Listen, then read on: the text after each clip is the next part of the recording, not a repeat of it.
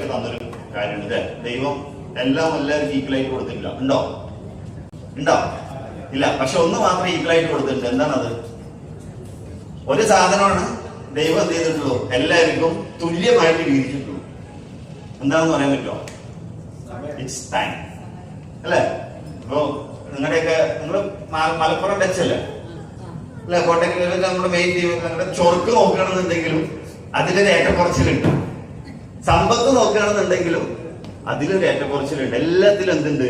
Graph ഇങ്ങനെയൊക്കെ പോയിക്കും. പക്ഷെ time നോക്കുമ്പോ എല്ലാവർക്കും എത്രയാ? 24 മണിക്കൂറാണ്. നിങ്ങൾക്ക് 24 മണിക്കൂറാണ്, എനിക്ക് 24 മണിക്കൂറാണ്, ഡൊണാൾഡ് ട്രംപിന് 24 മണിക്കൂറാണ്. ലോകത്തിലെ ഒന്നാമത്തെ കോടീശ്വരനായിട്ടുള്ള എലൺ മസ്കിനും 24 മണിക്കൂറാണ് അല്ലെ? അവർക്കൊരു മാറ്റമൊന്നും ഇല്ലല്ലോ. പക്ഷെ ഇത് ഭയങ്കര ഇമ്പോർട്ടന്റ് ആയിട്ടൊരു മാറ്ററാണ് ഈ ടൈം മാനേജ്മെന്റ് എന്ന് പറയുന്നത്. ഈ ടൈം ആരൊക്കെയാണോ കറക്റ്റ് ആയിട്ട് യൂട്ടിലൈസ് ചെയ്തിരിക്കുന്നത് അവരെ സംബന്ധിച്ചിടത്തോളം അവരെന്ത് ചെയ്യും? ലൈഫിൽ മിറാക്കിൾസ് ഉണ്ടാകും. അങ്ങനെ ഉണ്ടാക്കിയ ഒരുപാട് വ്യക്തിത്വങ്ങളെയാണ് നമ്മൾ എന്ത് ചെയ്യുന്നത് ഇന്ന് മാർക്കറ്റിൽ കണ്ടുകൊണ്ടിരിക്കണം. ശരിയല്ലേ? നിങ്ങളുടെ ഏറ്റവും ഇമ്പോർട്ടന്റ് ആയിട്ടുള്ള മാറ്റർ എന്ന് പറയുന്നത് എന്താ? ഞാൻ പറഞ്ഞിട്ട് സ്റ്റാർട്ടിങ്ങിൽ റെസ്പോണ്ട് ചെയ്യണമെന്ന്. ഇപ്പൊ ഞാൻ ആളെ മാറ്റാനൊന്നും പറ്റില്ല. ഞാൻ തന്നെ പ്ലാൻ പറയും, നിങ്ങൾ തന്നെ കേൾക്കേണ്ടി വരും. ഞാൻ ആളെ മാറ്റൽ പോസിബിൾ ആണ് ടീച്ചറെ? അല്ല. അപ്പൊ നിങ്ങൾ എന്നെ സഹിച്ചേ പറ്റും. അതുകൊണ്ട് എന്റെ കൂടെ റെസ്പോണ്ട് ചെയ്തേ പറ്റും. അപ്പൊ നിങ്ങളുടെ വാല്യുബിൾ ആയിട്ടുള്ള ഒരു ടൈം നിങ്ങൾ എന്ത് ചെയ്തിട്ടുണ്ട്? ഇന്ന് ഇവിടെ സ്പെൻഡ് ചെയ്യാന്ന് തീരുമാനിച്ചിട്ടുണ്ട്. ഓക്കെ, ആ സ്പെൻഡില്ല തീരുമാനിച്ചിട്ടുണ്ട്. തൽക്കാലം ഇന്നത്തെ ഈ ഒരു ദിവസം എന്ത് ചെയ്യുക? ഫോണൊക്കെ ഒന്ന് സൈലന്റ് മോഡിലേക്ക് കൊണ്ടുപോകുക. എന്തൊക്കെ പ്രോബ്ലം ഉണ്ടെങ്കിലും എന്തൊക്കെ പ്രതിസന്ധി ഉണ്ടെങ്കിലും അതൊക്കെ സെക്കൻഡറി ആക്കി വെക്കാം. ഫോൺ നോക്കുമ്പോൾ ചിലപ്പോൾ പല കോളുകൾ വരും അല്ലെ? നമുക്ക് ഇഷ്ടപ്പെടാത്ത ബാങ്കിന്റെ കോള്, കടം മേടിച്ചവൻ തിരിച്ചു തരുന്നില്ല എന്നുള്ള കോള് അല്ലെ? എങ്ങോട്ടാണ് രാവിലെ തന്നെ ഇറങ്ങിപ്പോയി എന്ന് പറഞ്ഞ ഭർത്താവിന്റെ കോള്, ഇല്ലാന്നുണ്ടെങ്കിൽ ഭാര്യ അല്ലെ? അങ്ങനത്തെ ഒരുപാട് ഡിസ്റ്റർബ്ഡ് ആയിട്ടുള്ള പൈസ ഒക്കെ ഇവിടെ ഉണ്ട്. അതൊക്കെ എന്ത് ചെയ്യാം? നമ്മൾ മാറ്റി വെക്കുന്ന ഒരു ദിവസം നമ്മൾ സെലിബ്രേഷന് വേണ്ടിയിട്ട് വന്നിരിക്കുകയാണ്. നമ്മൾക്ക് വേണ്ടിയിട്ട് ഒരു ദിവസം നമ്മൾ മാറ്റി വെച്ചിരിക്കുകയാണ് അല്ലെ? അപ്പൊ നിങ്ങളുടെ ആ വാല്യുബിൾ ആയിട്ടുള്ള ടൈമിൽ കുറച്ച് അവേഴ്സ് എനിക്ക് തരാൻ തയ്യാറാണെന്നുണ്ടെങ്കിൽ ആഫ്റ്റർ ദ പ്രോഗ്രാം, ഈ പ്രോഗ്രാം കഴിയുന്നതോട് കൂടിയിട്ട് നിങ്ങൾക്കൊരു ബ്യൂട്ടിഫുൾ ആയിട്ടുള്ള ഓപ്പർച്യൂണിറ്റി കയ്യിൽ കിട്ടും. കുറെ ആൾക്കാർ സ്റ്റെക്കാണ്. എന്താണെന്ന് അറിയോ? എന്താ കാരണം? എന്താ സ്റ്റെക്ക് എന്ന് പറയാനുള്ള കാരണം? എന്നിട്ട് ശരിയാവുന്നില്ല അല്ലേ? ഒന്നും അങ്ങോട്ട് അടുക്കുന്നില്ല അല്ലെ? എനിക്ക് മാത്രം എന്ത് ഇങ്ങനെ അങ്ങോട്ട് നോക്കുമ്പോൾ ഇങ്ങോട്ട് നോക്കുമ്പോൾ എല്ലാവരും ഹാപ്പിയാണ്, സ്റ്റാറ്റസ് നോക്കുമ്പോൾ ഹാപ്പിയാണ്. പക്ഷെ എന്റെ ലൈഫ് മാത്രം സ്റ്റാറ്റസ് നോക്കുമ്പോൾ അവൻ കുഴിമത്തി കഴിക്കണം, നമ്മളിപ്പോഴും കഞ്ഞി ചമ്മന്തി തന്നെ അല്ലേ? കുറെ ആൾക്കാരുടെ ടെൻഷൻ ഇതാണ്. അവര് എല്ലാ കല്യാണത്തിലും എല്ലാ ഫംഗ്ഷനും വരുമ്പോൾ പുതിയ ഡ്രസ്സ് ഇട്ടിട്ടാണ് നമ്മളിപ്പോഴും 3-4 വർഷം മുമ്പ് എടുത്തിട്ടാണ് ഇപ്പോഴും പോകുന്നത് അല്ലെ? പല ആൾക്കാർക്കും പല ടെൻഷൻസ് ആണ്.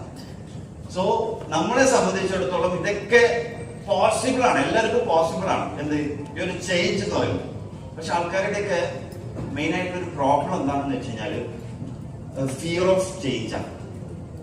മാറാനുള്ള പേടി. ഇപ്പൊ ആദ്യമായിട്ട് ഈ പ്രോഗ്രാം അറ്റൻഡ് ചെയ്യുന്ന, പുതുതായിട്ട് ഈ പ്രോജക്റ്റ് കേൾക്കാത്ത എത്ര പേരുണ്ടെന്ന് ഹാൻഡ് റൈസ് ചെയ്യും. പുതുതായിട്ട് വന്ന ആൾക്കാർ മാത്രമൊന്നും എല്ലാവരും പകുതി ഫുള്ള് പൊക്കിക്കോ. ഞാൻ പകുതി കേട്ടിട്ടുള്ള അങ്ങനെയല്ല. ഓക്കെ, ഇവർക്ക് നല്ലൊരു ക്ലാപ്പ് ചെയ്യും.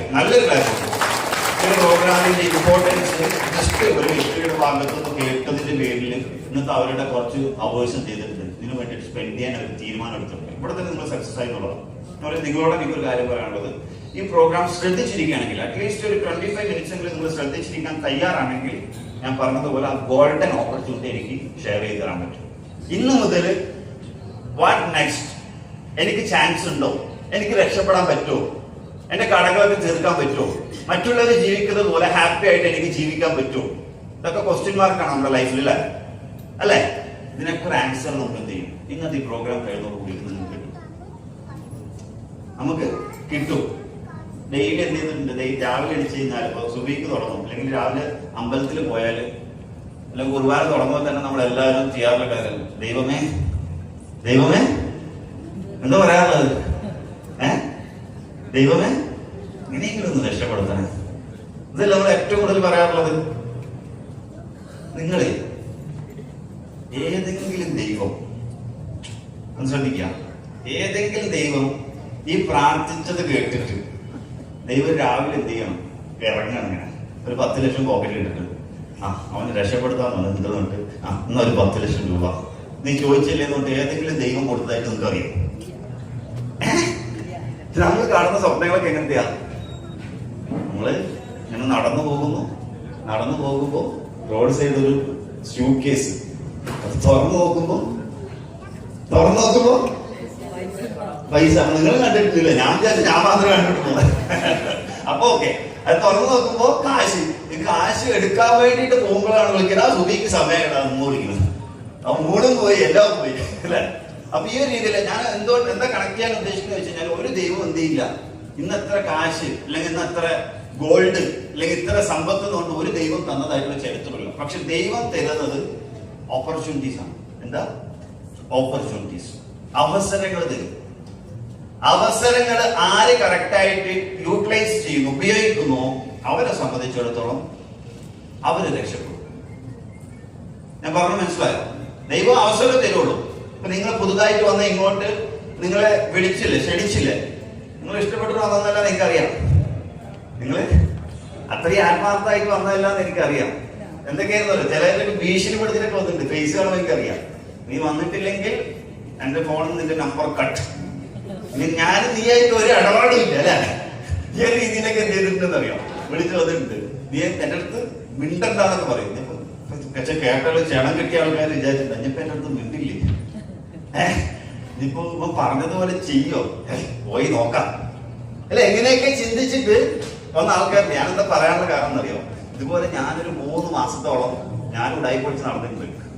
ഈ പോടാ രക്ഷപ്പെടാം, വാ നീ പോയി രക്ഷപ്പെട്ടിട്ട് വാ. പക്ഷെ അത് പറയില്ല, ഫോണിൽ ബ്ലോക്ക് കളിയാ എന്താന്ന് പറയാം. എന്നിട്ട് ആ വഴിക്ക് പോയില്ല.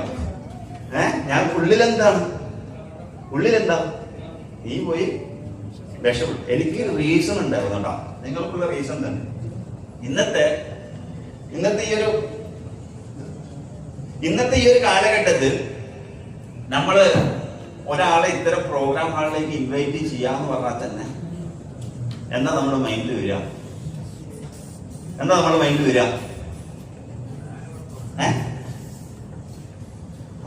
എന്തോ ഉടായ്പായിട്ടാവും വന്നിട്ട് ഇതെന്നെ പെടുത്താൻ വേണ്ടിയിട്ടുള്ള എന്തോ ഉടായ്പ കൊണ്ടാവും വരിക. അല്ലെങ്കിൽ എന്തോ ഒരു പുതിയ മണീച്ചയും നമ്മൾ കിട്ടിയിട്ടുണ്ട്. ഇതിൽ എന്നെയും കൂടി നിങ്ങൾ കേൾക്കുന്നില്ല, ഫേസ് ചെയ്യുന്ന ചോദ്യങ്ങളല്ലേ? എന്നെ പെടുത്താൻ വേണ്ടിയിട്ടുള്ള വരവാണ്. ഞാനിങ്ങനെ ചിന്തിച്ചിട്ടുണ്ടായിരുന്നു. സത്യം ഞാൻ 3 മാസത്തോളം മുങ്ങി നടന്നു. 3 മാസം കഴിഞ്ഞപ്പോ ഇവിടെ നിങ്ങൾ കുറെ പോസ്റ്റർ കണ്ടില്ലേ? ഇവന്മാർക്ക് ഒരു പ്രത്യേകതയുണ്ട്. ഇത് എത്ര വരുമാനം പഠിച്ചതൊക്കെ ഒരു പോസ്റ്റർ ആക്കിയിട്ട് എന്ത് ഇൻസ്റ്റഗ്രാമിലും ഫേസ്ബുക്കിലൊക്കെ വിടും. ഇതേപോലെ എന്നെ വിളിച്ചു വരുത്തേണ്ട ഒരു പോസ്റ്റർ ഞാൻ കണ്ടു. 5 പൈസക്ക് അങ്ങനെ പറയാൻ പാടില്ല, ഒരു 38 ലക്ഷം രൂപ കടം മേടിച്ചിട്ടുണ്ടായിരുന്ന ഒരു പേഴ്സണാണ് എന്നെ ഇൻവൈറ്റ് ചെയ്തിട്ടുണ്ടായിരുന്നത്. അന്ന് എന്നെ സംബന്ധിച്ചിടത്തോളം ഞാൻ പൊട്ടിയിട്ടില്ല. ഞാൻ അന്ന് നല്ലൊരു പൊസിഷനിലാണ്. ഞാൻ അത്യാവശ്യം ട്രെയിനിങ് ഒക്കെ എടുക്കുന്നുണ്ട്, ട്രേഡിങ് ചെയ്യുന്നുണ്ട്, നല്ല ലാഭം ഉണ്ടാക്കുന്നുണ്ട്. അപ്പോഴാണ് അളിയൻ വന്നിട്ട് പറയുന്നത് രക്ഷപ്പെടണ്ടായിരുന്നു. അളിയന് ഏകദേശം 48 ലക്ഷം രൂപ കടമാണ്. ഇവരെ എന്റെ അടുത്ത് എന്താ പറയുന്നത് രക്ഷപ്പെടുന്നത്. ഞാനിങ്ങനെ നോക്കുമ്പോ സ്വാഭാവികം എന്റെ ഭാഗത്ത് തെറ്റുണ്ടാവും. എനിക്ക് കടമൊന്നുമില്ല, നല്ല വരുമാനം ഉണ്ടാക്കുന്നുണ്ട്. 5 വർഷം മുമ്പാണ് നല്ല വരുമാനം ഉണ്ടാക്കുന്നത്. അപ്പൊ ഈ സമയത്ത് 48 ലക്ഷം കടമുള്ള ഒരുത്ത എന്റെ അടുത്ത് വന്നിട്ട് 48-50 ലക്ഷം മുകളിലൊക്കെ ഉണ്ട്. ഇങ്ങനെയൊക്കെ പോയാൽ മതി, ഞാൻ രക്ഷപ്പെടേണ്ടത്. ഉള്ളിൽ എന്തായിരിക്കും? നീ ആദ്യം പോയി രക്ഷപ്പെട്ടിട്ട് വാന്നായിരുന്നു എന്റെ ഉള്ളിൽ. കുറേയൊക്കെ മുങ്ങി നടന്നു. പക്ഷെ സുഹൃത്തെ, ഒരു പോസ്റ്റർ കണ്ട് ഞാൻ. ഈ പുള്ളിയുടെ 50 ലാഖ് ക്രോസ് ചെയ്ത, ഒരു 50 ലക്ഷം രൂപ ക്രോസ് ചെയ്ത ഒരുത്തന്റെ പോസ്റ്റർ ഞാൻ കണ്ടു. ഈ പോസ്റ്റർ കേട്ടപ്പോ ഞാൻ എന്ത് ചെയ്യുന്നറിയാം? അതിന് മറ്റവനുണ്ടല്ലോ, ആര്? ഈഗോ, ഞാൻ എന്നുള്ള സാധനം, അതൊക്കെ മൂലം കിട്ടും. ഞാൻ വിളിച്ചു, അളിയാ എവിടെ കിട്ടുമെന്ന് വെച്ച്. അപ്പൊ പുള്ളി പറഞ്ഞു, ഞാൻ എവിടെ ഇല്ല, ബാംഗ്ലൂരാണ്. അവിടെ നിൽക്ക്, ഞാൻ അങ്ങോട്ട് വരാം. എറണാകുളത്ത് ബാംഗ്ലൂർ പോയിട്ടാണ് ഞാൻ എന്ത് ചെയ്യുന്നത്. ഒരു 50 ലക്ഷം കിട്ടിയത് എന്ത് പരിപാടിയിലൂടെയാണ് ഞാൻ കേട്ടത്. സീരിയസ്ലി, നമ്മുടെ നിങ്ങൾ കാണുന്ന നമ്മുടെ ക്യാപ്റ്റനും അതുപോലെ തന്നെ പ്രമുഖരായിട്ടുള്ള ഒരുപാട് ലീഡേഴ്സ് ബാംഗ്ലൂരായിരുന്നു. അന്ന് ഞാൻ ഇവിടെ നിന്ന് യാത്ര ചെയ്ത് അത്രയും ദൂരം പോയിട്ടാണ് എന്താണ് ഈ ഓപ്പർച്യൂണിറ്റി എന്ന് കേട്ട് ക്വസ്റ്റ്യൻസ് രാത്രി 3 മണി വരെ ഞാൻ എന്ത് ചെയ്തെന്ന് വെച്ച് കഴിഞ്ഞാൽ ക്വസ്റ്റ്യനിങ് ആയിരുന്നു. ക്വസ്റ്റ്യൻ. കാരണം അത്ര ഉടായ്പ മാർക്കറ്റിലുണ്ട്. എനിക്ക് എല്ലാത്തിനും ആൻസർ വേണമായിരുന്നു. അതിന് അതൊക്കെ ആ പ്ലാൻ കേട്ട് അതിന് ശേഷം ഡീറ്റെയിൽ ആയിട്ട് കുറെ ക്വസ്റ്റ്യൻ നടത്തി, ക്വസ്റ്റ്യൻ ചോദിച്ച് അതിനുള്ള ആൻസർ ഒക്കെ എനിക്ക് കിട്ടിയതിന് ശേഷം ഒരുപാട് ആലോചിച്ച് ഞാൻ ചിന്തിച്ചേ ഉള്ളൂ, ഉത്തരവേ ഉള്ളൂ. എന്റെ റിലേഷൻഷിപ്പ് ബ്രേക്ക് ആവുമോ, ഈ ഒരു പ്രോജക്ട് ചെയ്താൽ എന്റെ റിലേഷൻഷിപ്പ് ബ്രേക്ക് ആവുമോ, അതേപോലെ നാളെ എനിക്കൊരു പ്രോബ്ലം വരുമോ, അങ്ങനത്തെ കുറച്ച് സീരിയസ് ആയിട്ടുള്ള കുറച്ച് ക്വസ്റ്റ്യൻസ് ഉണ്ടായിരുന്നു. അതിനുള്ള ആൻസർ ഞാൻ കിട്ടിയപ്പോൾ പിന്നെ ഒന്നും നോക്കില്ല. പിന്നെ ഞാൻ എന്ത് ചെയ്തു, പ്രോജക്ട് ചെയ്തു. ഇന്ന് 4 വർഷമായിട്ട് വളരെ സീരിയസ് ആയിട്ട് എന്താണോ ഞാൻ അന്ന് പഠിച്ചത് ഇന്ന് മറ്റുള്ളവരിലേക്ക് പഠിപ്പിച്ചുകൊണ്ടിരിക്കുകയാണ്, സീരിയസ്ലി. സോ അതിലേക്കാണ് നമ്മൾ കിടക്കാൻ വേണ്ടിയിട്ട് പോകുന്നത്. അപ്പൊ നിങ്ങൾ വിചാരിക്കുന്നുണ്ടാവും ഫസ്റ്റ് തന്നെ മൈക്ക് പിടിച്ചിട്ട് വന്നവനായിരിക്കും ഇവൻ, അപ്പൊ ഇവൻ എന്ത് ചെയ്യുന്നുണ്ട്, എന്തൊക്കെയോ മോട്ടിവേറ്റ് ചെയ്യാമൊന്നുമല്ല. ആ കസേരയിൽ നിന്ന് വന്ന ആൾ തന്നെയാണ്, സാധാരണപ്പെട്ട ആളാണ്. ഓക്കെ, അപ്പൊ നിങ്ങളുടെ അതേ മൈൻഡ് സെറ്റിൽ നിന്ന് കയറി വന്ന ഒരാളാണ്. പക്ഷെ ഈ ഒരു കാര്യം ഞാൻ പറയാതെ ഡയറക്റ്റ് വരികയാണെന്നുണ്ട്, ഞാൻ തുടങ്ങുകയാണെന്നുണ്ടെങ്കിൽ ഒരിക്കലും നിങ്ങൾക്ക് എന്ത് ചെയ്യാൻ പറ്റില്ല, ഞാൻ പറയുന്നത് അക്സെപ്റ്റ് ചെയ്യാൻ പറ്റില്ല. ഞാൻ നിങ്ങൾക്ക് വന്ന പാടെ ഞാൻ പറയുന്നത് നിങ്ങൾ ഇത്ര രൂപ ഇൻവെസ്റ്റ് ചെയ്ത് ഇത്ര രൂപ ലാഭം കിട്ടും എന്ന് പറഞ്ഞു കഴിഞ്ഞാൽ എന്തായി? ഇന്നലെ വന്ന പോലത്തെ ഒരു മണിത്തെ കുറെ ക്വസ്റ്റ്യൻസ് ഇതല്ലേ, ഉടായ്പാണെന്നുള്ള ഡൗട്ടുള്ള എത്ര ആൾക്കാരുണ്ട്? ആൻഡ്രസി ഉണ്ട്, നല്ലൊരു ക്ലാസ് കൊടുത്തു. പിന്നെ അതേപോലെ മണി ചെയിൻ ആണോ എന്നുള്ള എത്ര പേരുണ്ട്? ആൻഡ്രസി പരിപാടി മണി ചെയിൻ പോലത്തെ പരിപാടിയാണോ? ഉണ്ട്. അപ്പൊ ഇതിനൊക്കെ ആൻസർ വേണ്ടേ? അതിനാണ് ഞാൻ ചോദിച്ചത് ഒരു 20 മിനിറ്റ്. ഓക്കെ, 20 മിനിറ്റ് തരാണെന്നുണ്ടെങ്കിൽ എന്താണ് പ്രോജക്ട് ഞാൻ മനസ്സിലാക്കി ഒരു ഡീറ്റെയിൽ ആയിട്ട് ഞാൻ പറഞ്ഞു. കിടക്കാം, പ്രോഗ്രാമിലേക്ക് കിടക്കാന്ന് പറയുമ്പോൾ ബോട്ട് വേണം, ആ കിടത്തല്ല. ഓക്കെ, അത് നമുക്ക് പ്രോഗ്രാമിലേക്ക് കിടക്കാം. ഇന്ന് നമ്മളിവിടെ ഡിസ്കസ് ചെയ്യാൻ വേണ്ടിയിട്ട് പോകുന്ന പ്രോജക്ട് എന്ന് പറയുന്നത് കോയിൻ ഫോർജ് എന്ന് പറയുന്ന ഒരു പ്രോജക്റ്റ് ആണ്. ഒരു സ്മാർട്ട് കോൺട്രാക്റ്റിനെ കുറിച്ചിട്ടാണ് നമ്മൾ ഡിസ്കസ് ചെയ്യാൻ വേണ്ടി പോകുന്നത്. ഓക്കെ, എന്താ കോയിൻ ഫോർജ്? കോയിൻ ഫോർജ് എന്ന് പറഞ്ഞാൽ കേൾക്കുന്നില്ല, ലാസ്റ്റ് ഉള്ളവരെ കാണുന്നില്ല.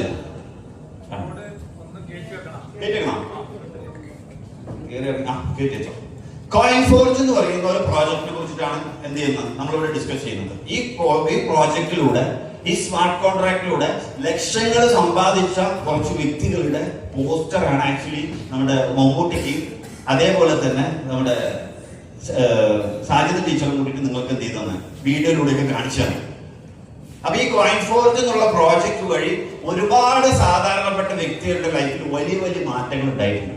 ചെറിയൊരു കാലയളവിൽ, ചെറിയൊരു സമയം കൊണ്ട് ഒരുപാട് പേരുടെ ലൈഫ് മാറ്റിയെടുത്ത ഒരു ഓപ്പർച്യൂണിറ്റി ആണ് ശരിക്കും കോയിൻ ഫോർജ് എന്ന് പറയുന്നത്. കോയിൻ ഫോർജ് എന്ന് പറയുന്ന പ്രോജക്റ്റ് മാർക്കറ്റിൽ 1.5 വർഷമായിട്ട് ലൈവാണ്. അതും ഒളിച്ചും പാത്തുമെന്നല്ല ഇവർ ബിസിനസ് ചെയ്യണത്. കോയിൻ ഫോർജ് എന്നുള്ള പ്രോജക്റ്റ് ഓപ്പൺ ആയിട്ട് ഇതുപോലത്തെ ഫിസിക്കൽ പ്രോഗ്രാമിലൂടെയൊക്കെയാണ് ശരിക്കും ഇന്ന് എന്ത് ചെയ്യുന്നത്, ഈ ഒരു ഓപ്പർച്യൂണിറ്റി മാർക്കറ്റിലേക്ക് എത്തിച്ചുകൊണ്ടിരിക്കുന്നത്. ഓക്കെ, ഈ പ്രോജക്റ്റ് ജിനാഫ് ഗസാലി ചെയ്യാം. അപ്പൊ ഞാൻ ചെയ്യാൻ എനിക്ക് 2 റീസണാണ്, 2 സ്ട്രോങ് ആയിട്ടുള്ള റീസണാണ്. അതിൽ ഒന്നാമത്തെ റീസൺ എന്ന് പറയുന്നത് ഈ പ്രോജക്റ്റ് മാർക്കറ്റിൽ പ്രൊമോട്ട് ചെയ്യുന്നത് എംപവർ എന്ന് പറയുന്ന ഒരു ഓർഗനൈസേഷനാണ്. എന്റെ ഒന്നാമത്തെ റീസണാണ്. രണ്ടാമത്തെ റീസൺ എന്ന് പറയുന്നത് ഈ പ്രോജക്റ്റ് 100% ഡീസെൻട്രലൈസ്ഡ് ആണ്. ഈ 2 റീസൺ ആണ് എന്റെ പ്രൊഫഷനും പാഷനും ഒക്കെ മാറ്റിവെച്ച് ഇത് ഫുൾ ടൈം ആയിട്ട് ഞാൻ ചെയ്യാനുള്ള കാരണം. ഓക്കെ, നമുക്ക് ഒന്നാമത് എന്ത് ചെയ്യാം, എംപവറിലേക്ക് നമുക്ക് എടുക്കാം. നിങ്ങൾ മനസ്സിലാക്കി ക്ലാപ്പ് ചെയ്താൽ മതി. ഞാൻ പറഞ്ഞില്ലേ, ഞാൻ നേരത്തെ പറഞ്ഞതൊക്കെ നിങ്ങൾ ഏറ്റെടുത്തില്ലേ, ഞാൻ എന്ത് ചെളി അടിച്ചാലും ക്ലാപ്പ് ചെയ്യുന്നുള്ളത്. ഓക്കെ, അത് മറ്റുള്ളവർക്ക് എന്ത് ചെയ്യുന്നറിയോ, അറിയാൻ പറ്റും. ഓക്കെ, ആദ്യം നമുക്ക് എന്ത് ചെയ്യാം, എന്താണ് എംപവർ എന്നുള്ളതിലേക്ക് നമുക്ക് എടുക്കാം. എംപവർ എന്ന് പറയുന്ന ഓർഗനൈസേഷൻ ഇന്ന് മാർക്കറ്റിൽ 6 വർഷത്തിന് മുകളിലായിട്ട് ലൈവായിട്ട് നിൽക്കുന്ന ഒരു അക്കാദമിയാണ് എംപവർ ഓർഗനൈസേഷൻ എന്ന് പറയുന്നത്. പലർക്കും ഇതൊരു വികാരമാണ് എംപവർ എന്ന് പറയുന്നത്, അതാണ് ക്ലാപ്പൊക്കെ വരുന്നത്.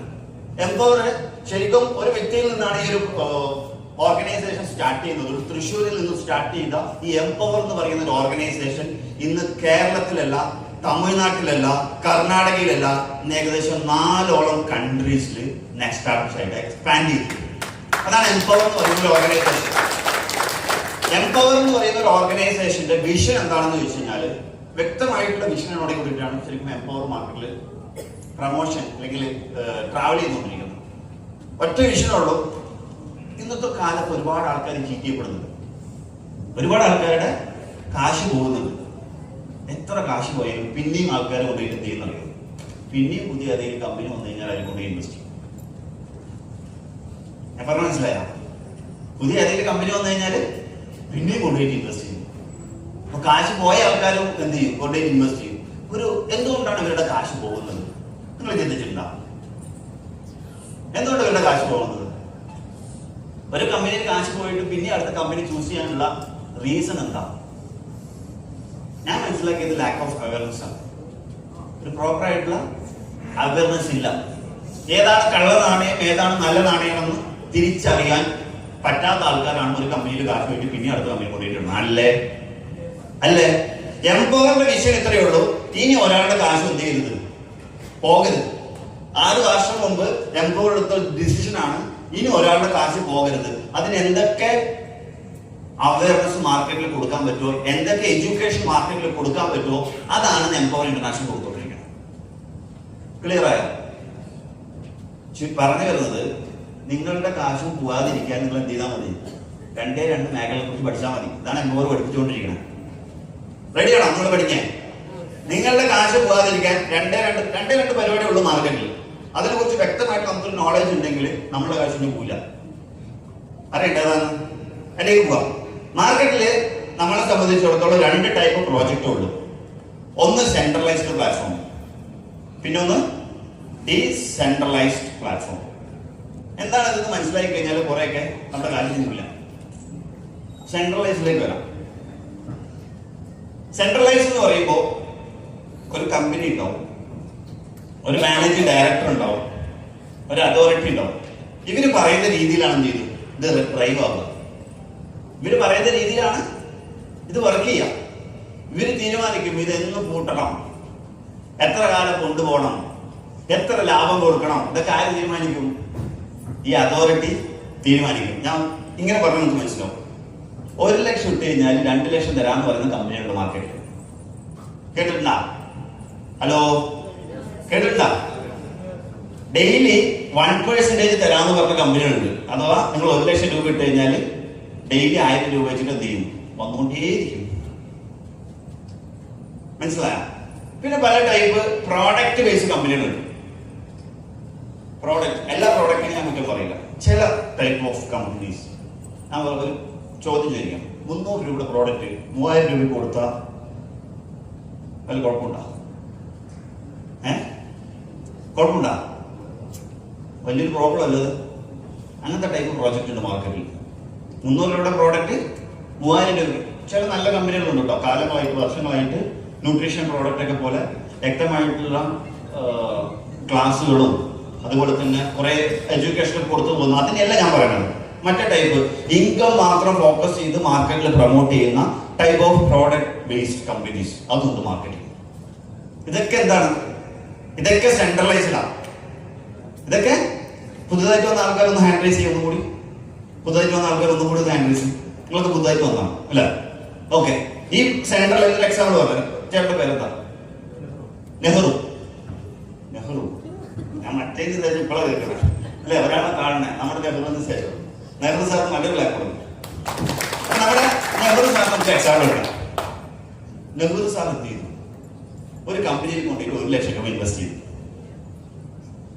നെഹ്റു സാർക്ക് 2 ലക്ഷം രൂപ കിട്ടി. നെഹ്റു സാർ പോസിറ്റീവാ നെഗറ്റീവാ? നെഗറ്റീവാ? പോസിറ്റീവ്.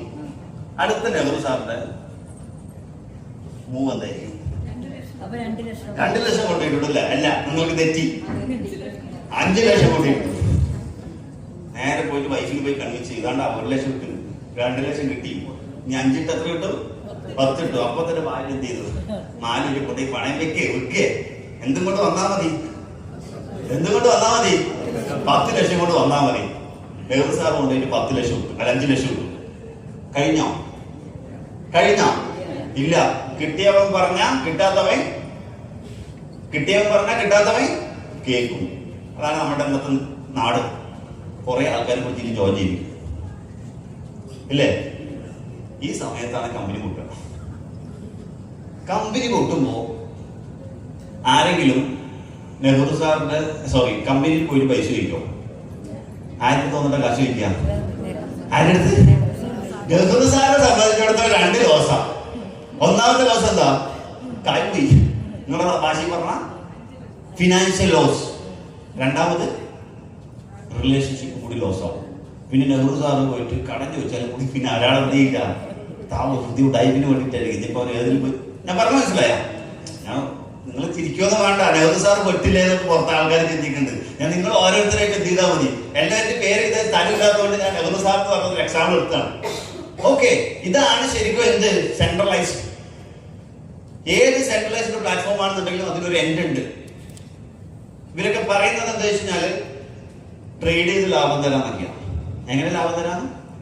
ഞാൻ ട്രേഡറായിരുന്നു സുഹൃത്ത്, ഞാൻ ട്രേഡറായിരുന്നു. ഞാൻ ഏകദേശം 2016 മുതൽ തന്നെ ക്രിപ്റ്റോ ഇൻഡസ്ട്രിയിലുള്ള ആളായിരുന്നു. ആ ഒരു ഇൻഡസ്ട്രിയിൽ നല്ല ലാഭം എടുത്ത ഒരാളാണ്. ഏകദേശം 1 കോടി 1.5 കോടിക്ക് മുകളിൽ ലാഭം എടുത്ത ഒരാളാണ് ഞാൻ. മനസ്സിലാവണ്ട? നിങ്ങൾക്ക് വലിയ സന്തോഷമൊന്നും ഉണ്ടാവില്ല, ഞാനല്ല എടുത്തത്. നിങ്ങൾക്ക് സന്തോഷമുള്ള കാര്യം എന്ന് പറഞ്ഞുതരാം. അതേ ഇൻഡസ്ട്രിയിൽ 10-48 ലക്ഷം രൂപ കളഞ്ഞിട്ടും.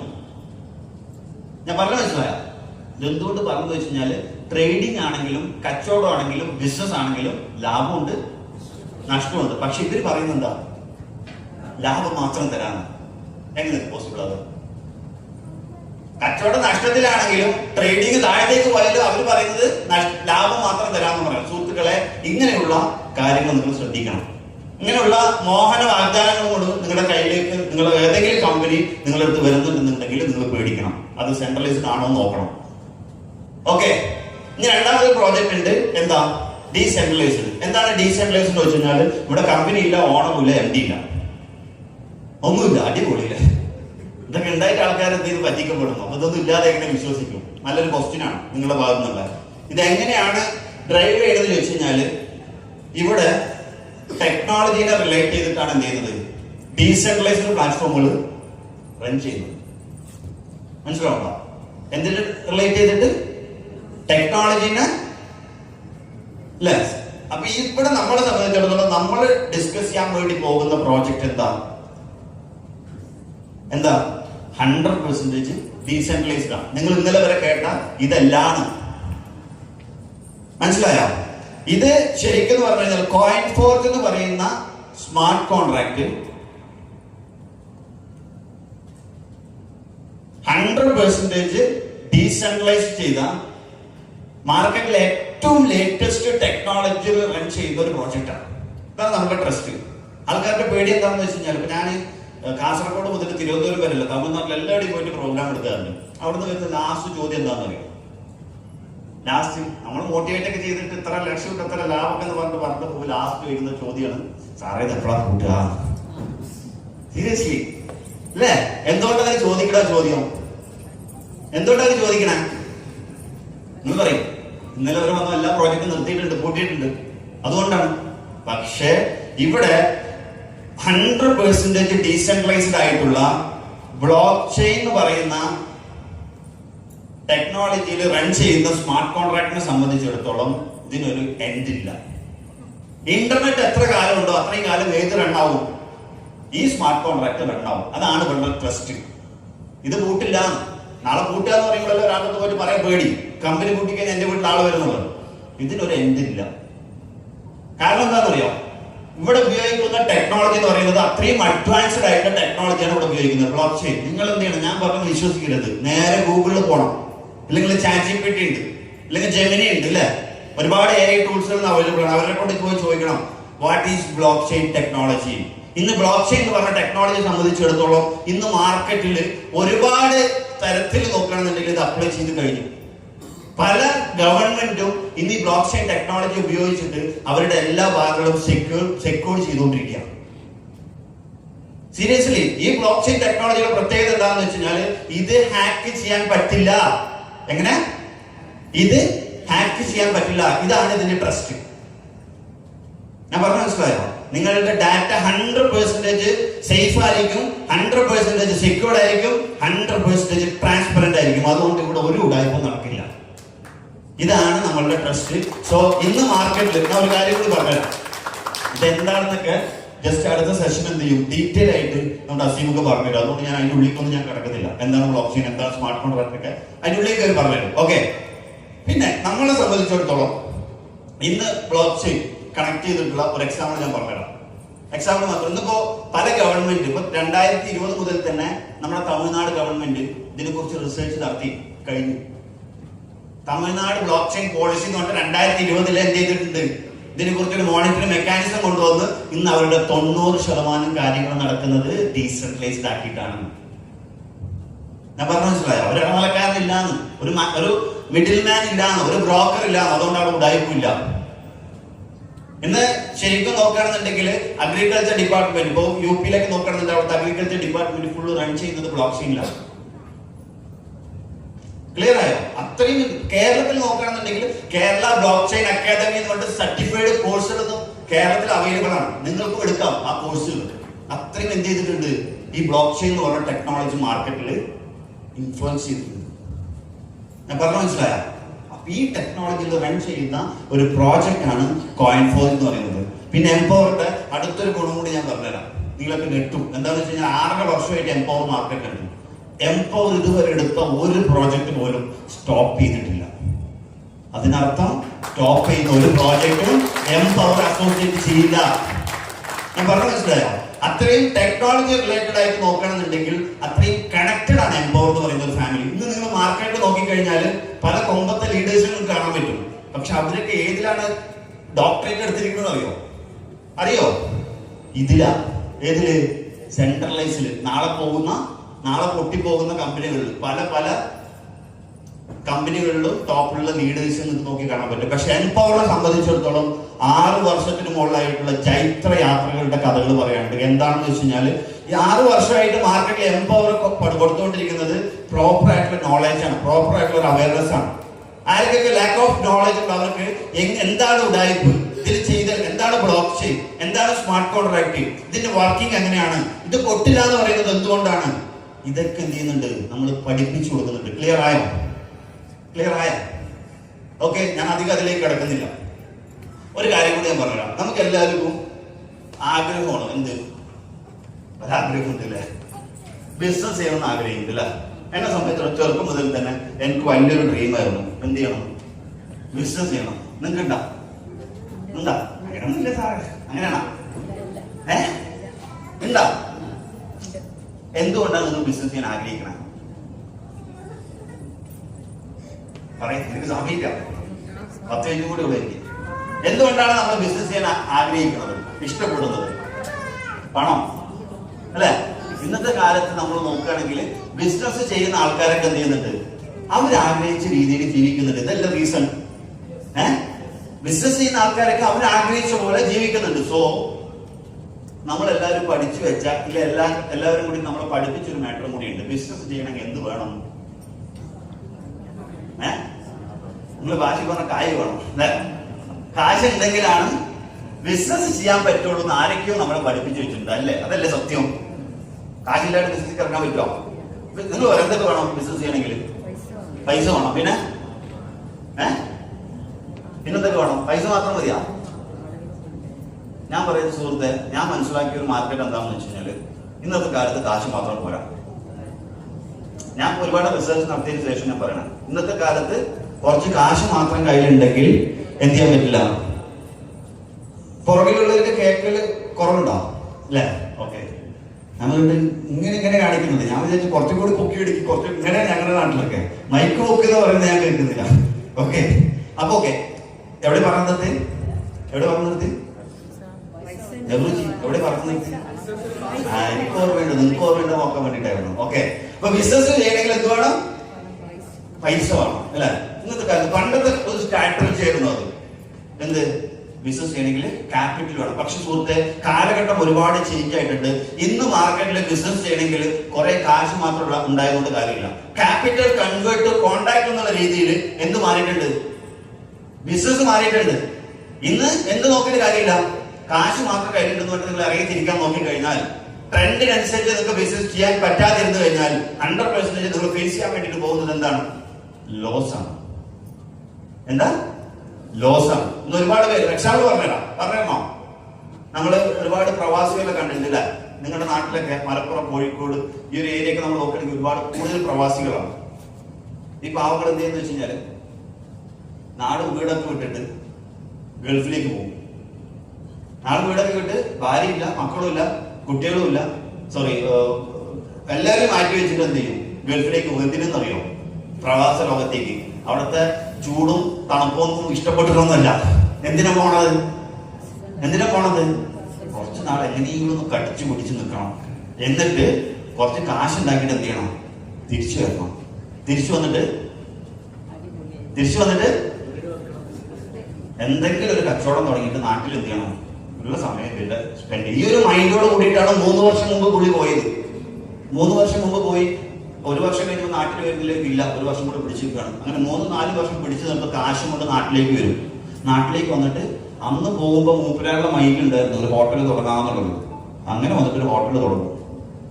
ഒരു 6 മാസം കൊണ്ട് തീരുമാനമായിട്ട് തിരിച്ചു എന്ത് ചെയ്യും? ഇനി അങ്ങോട്ട് പോകുന്നില്ല എന്ന ഡിസിഷൻ എടുത്ത് വന്ന ആള് പൊട്ടിപ്പാളീസായി തിരിച്ചു പോകുന്ന സാഹചര്യമാണ് മാർക്കറ്റിൽ കാണുന്നത്. ഞാൻ പറയുന്നത് എക്സാമ്പിളാണ്. എന്തുകൊണ്ട് അവര് പൊട്ടുന്നത്? കാശില്ലാണ്ടാണോ? കാശൊക്കെ ഉണ്ടാക്കിയിട്ടാ വന്നേ. ട്രെൻഡ് അറിയാത്തതുകൊണ്ട് മാർക്കറ്റിൽ പുള്ളി പോകുമ്പോ ചിക്കൻ 65 നെയ്ച്ചോറായിരുന്നു കൊടുത്ത ട്രെൻഡ്. പക്ഷെ ഇപ്പോ കുഴിമന്തി വന്നതെന്ന് അറിഞ്ഞിട്ടില്ല. ഞാൻ വിചാരിച്ചൊക്കെ എപ്പോഴും കുഴിമന്തിയാണ്. നമ്മൾ ഹോട്ടലിൽ പോയ കുഴിമന്തി അല്ലേ കഴിക്കുക.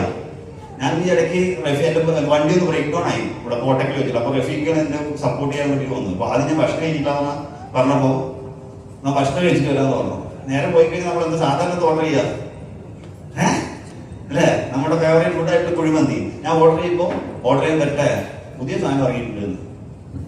ഏതാണ്? എന്തോ പാകിസ്ഥാനിൽ ഒരു നെയ്ച്ചോറ് പോലത്തെ സാധനം വന്നായിരുന്നു. അയാള് ഒരു സാധനം വെച്ചൊരു വെറൈറ്റി അല്ലെ? കാലഘട്ടത്തിനനുസരിച്ച് അവർ ഫുഡിന്റെ കാര്യം മാത്രമേ പറഞ്ഞു. അപ്പൊ മാർക്കറ്റ് എല്ലാം എന്ത് ചെയ്യുന്നുണ്ട്? ട്രെൻഡിനനുസരിച്ച് മാറി വരുന്നുണ്ട്. അപ്പൊ ട്രെൻഡിനനുസരിച്ച് നമുക്ക് ബിസിനസ് ചെയ്യാൻ പറ്റില്ല എന്നുണ്ടെങ്കിൽ, കാലഘട്ടത്തിനനുസരിച്ച് നമുക്ക് ബിസിനസ് ചെയ്യാൻ പറ്റില്ല എന്നുണ്ടെങ്കിൽ നമ്മൾ എന്ത് ചെയ്യും? ലോസ് ഫേസ് ചെയ്യേണ്ടി വരും. ഞാൻ പറഞ്ഞു മനസ്സിലായോ? അപ്പൊ നമുക്ക് ആദ്യം എന്ത് മനസ്സിലാവണം? ഇപ്പൊ നമ്മൾ മുമ്പൊക്കെ ഒരു ചൊല്ല് കേട്ടിട്ടുണ്ടാവും, നാടോടുമ്പോ അത് നാട് ഏതിൽ കൂടെ ഓടുന്നത് നമുക്ക് അറിയേണ്ടത് എങ്ങനെ? എന്നിട്ടല്ലേ നടുവ് ഓടുക. നാട് എവിടെ എത്തിയെന്ന് അറിയാണ്ട് നമ്മൾ നടുവ് ഓടാൻ നിന്ന് കഴിഞ്ഞാൽ എങ്ങനെ ഉണ്ടാവും? ഞാൻ പറഞ്ഞുതരാം. നാട് അവിടെ എത്തിയിട്ടുണ്ടെന്ന് ഞാൻ പറഞ്ഞുതരാം. 3 കാലഘട്ടമാണ് എന്ത് ചെയ്തിട്ടുള്ളൂ, ഇവിടെ കഴിഞ്ഞു പോയിട്ടുള്ളൂ.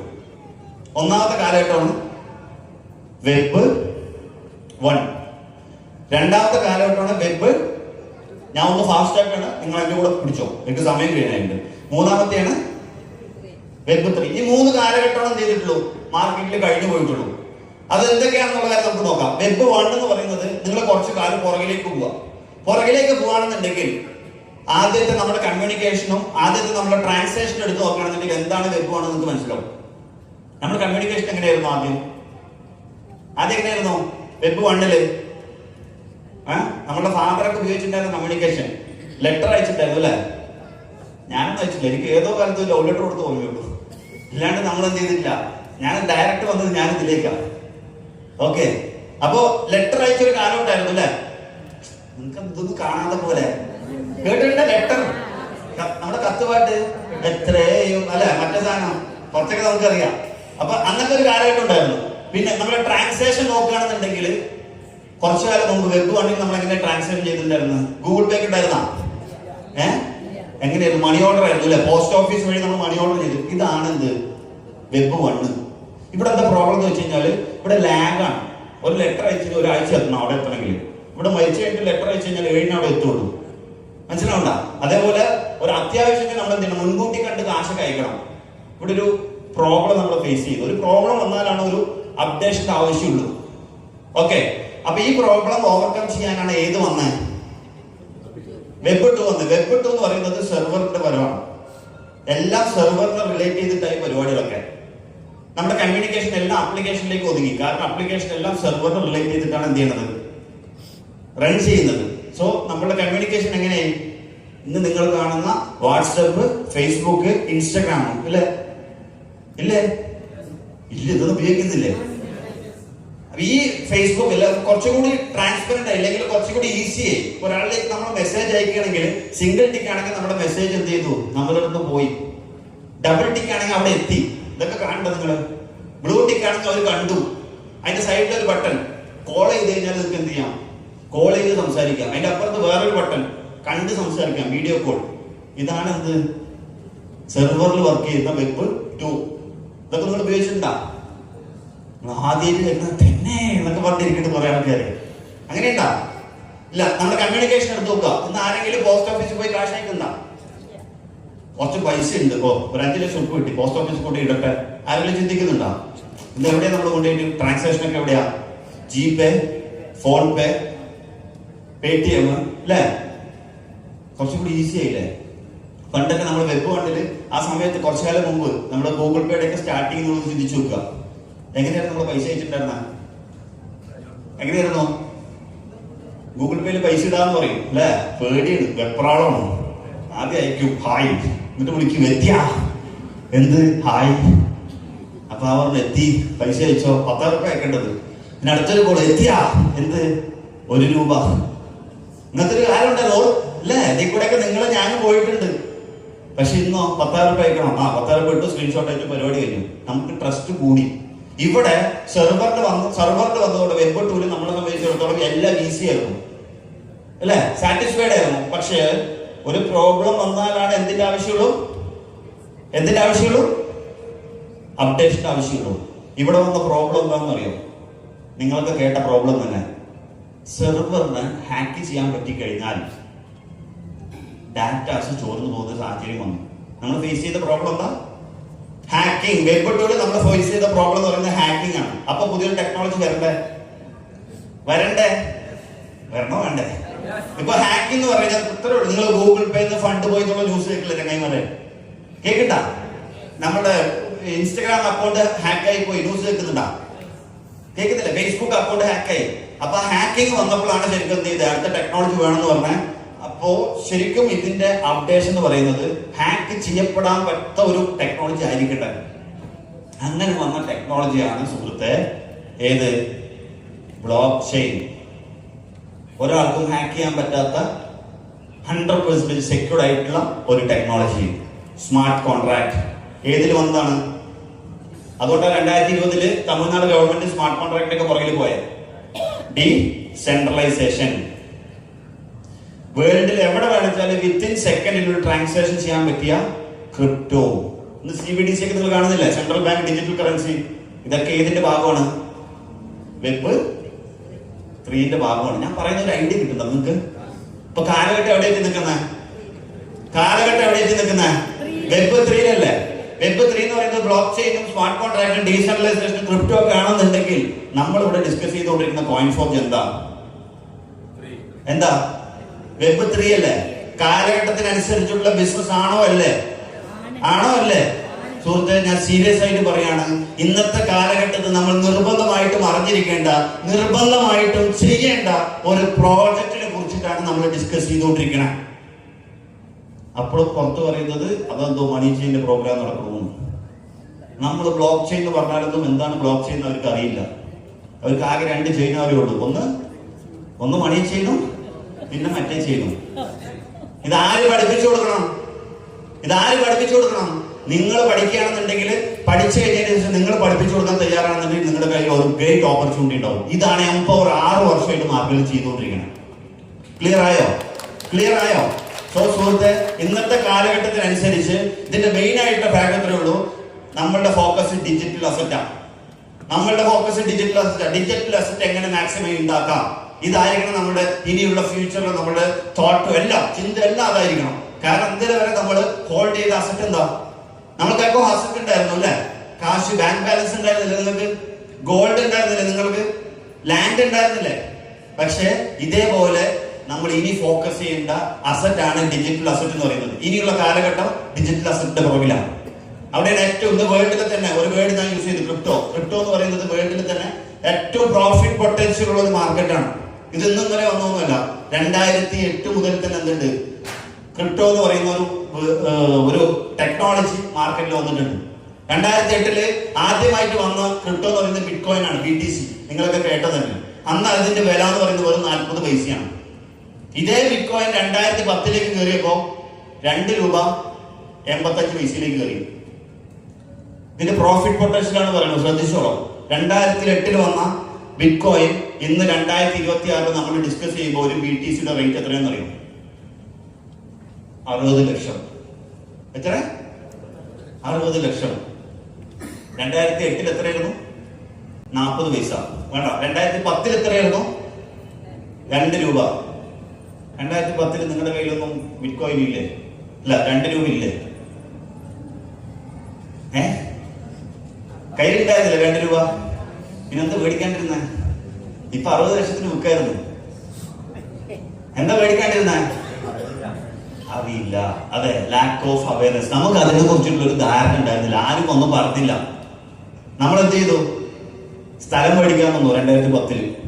അല്ലെങ്കിൽ ഗോൾഡ് മേടിച്ചെടുക്കാൻ വന്നു. നിങ്ങൾ 2010 ഒരു ഭാഗം ഗോൾഡ് മേടിക്കുന്നത് എത്ര രൂപ? നിങ്ങൾ പറയും, എത്ര ഉണ്ടായിരുന്നു? 2010 ഒരു ഭാഗം ഗോൾഡിൽ എത്ര രൂപ ഉണ്ടായിരുന്നു? ഇന്ന് 70 ലക്ഷമായ. ഞാൻ 2 ദിവസം മുമ്പ് നോക്കിയത്, കണ്ടില്ലേ? ഇതാണ് ഡിജിറ്റൽ അസറ്റിന്റെ പവർ. യെസ്, ഓക്കെ, നല്ലൊരു ക്ലാപ്പ് കൊടുക്കും. ഇത് സമയത്തും നമ്മളെ തിരുത്തിയില്ല. ഒരു പവൻ ഗോൾഡിന് 2010 എത്ര രൂപ ഉണ്ടായിരുന്നു? ഏകദേശം പറ. ഞാൻ അന്ന് കല്യാണം കഴിഞ്ഞിട്ട് അത് ചോദിക്കുന്നു. നമുക്ക് അറിയില്ല. 10,000 രൂപ, 15,000. നമുക്കൊരു ഏകദേശം എന്ത് ചെയ്യാം? 15,000. 15 രൂപ നമുക്ക് വെക്കാം. നിങ്ങൾ അടിയുണ്ടാക്കില്ലേ? നമുക്ക് തീരുമാനത്തെത്താം. 15,000 രൂപയ്ക്ക് നിങ്ങൾ 2010 മേടിച്ച ഗോൾഡ് ഇന്ന് വിൽക്കുകയെന്ന് വിചാരിക്കാം. എത്ര രൂപ കിട്ടും? 1,15,000 രൂപ കിട്ടും അല്ലേ? 2010 നിങ്ങളൊരു 15,000 രൂപ ഇൻവെസ്റ്റ് ചെയ്തെങ്കിൽ നിങ്ങളുടെ ലാഭം 1 ലക്ഷം. നിങ്ങൾ കുറച്ച് ഉള്ള ഏരിയയിൽ 1 സെന്റ് സ്ഥലം മേടിച്ചിട്ടെന്ന് വിചാരിക്കാം. ഉള്ള ഏരിയയിൽ 1 സെന്റ് സ്ഥലം മേടിച്ചിട്ടു. എത്ര രൂപ കൊടുക്കേണ്ടി വരും 2010? റിയൽ എസ്റ്റേറ്റുകാർ ആരൊക്കെ ഉണ്ട് ഇവിടെ? നിങ്ങളുടെ കഴിവ് പുറത്തിരിക്കും. എത്ര കൊടുക്കേണ്ടി വരും? പെട്ടെന്ന് പറയും, സമയമില്ല.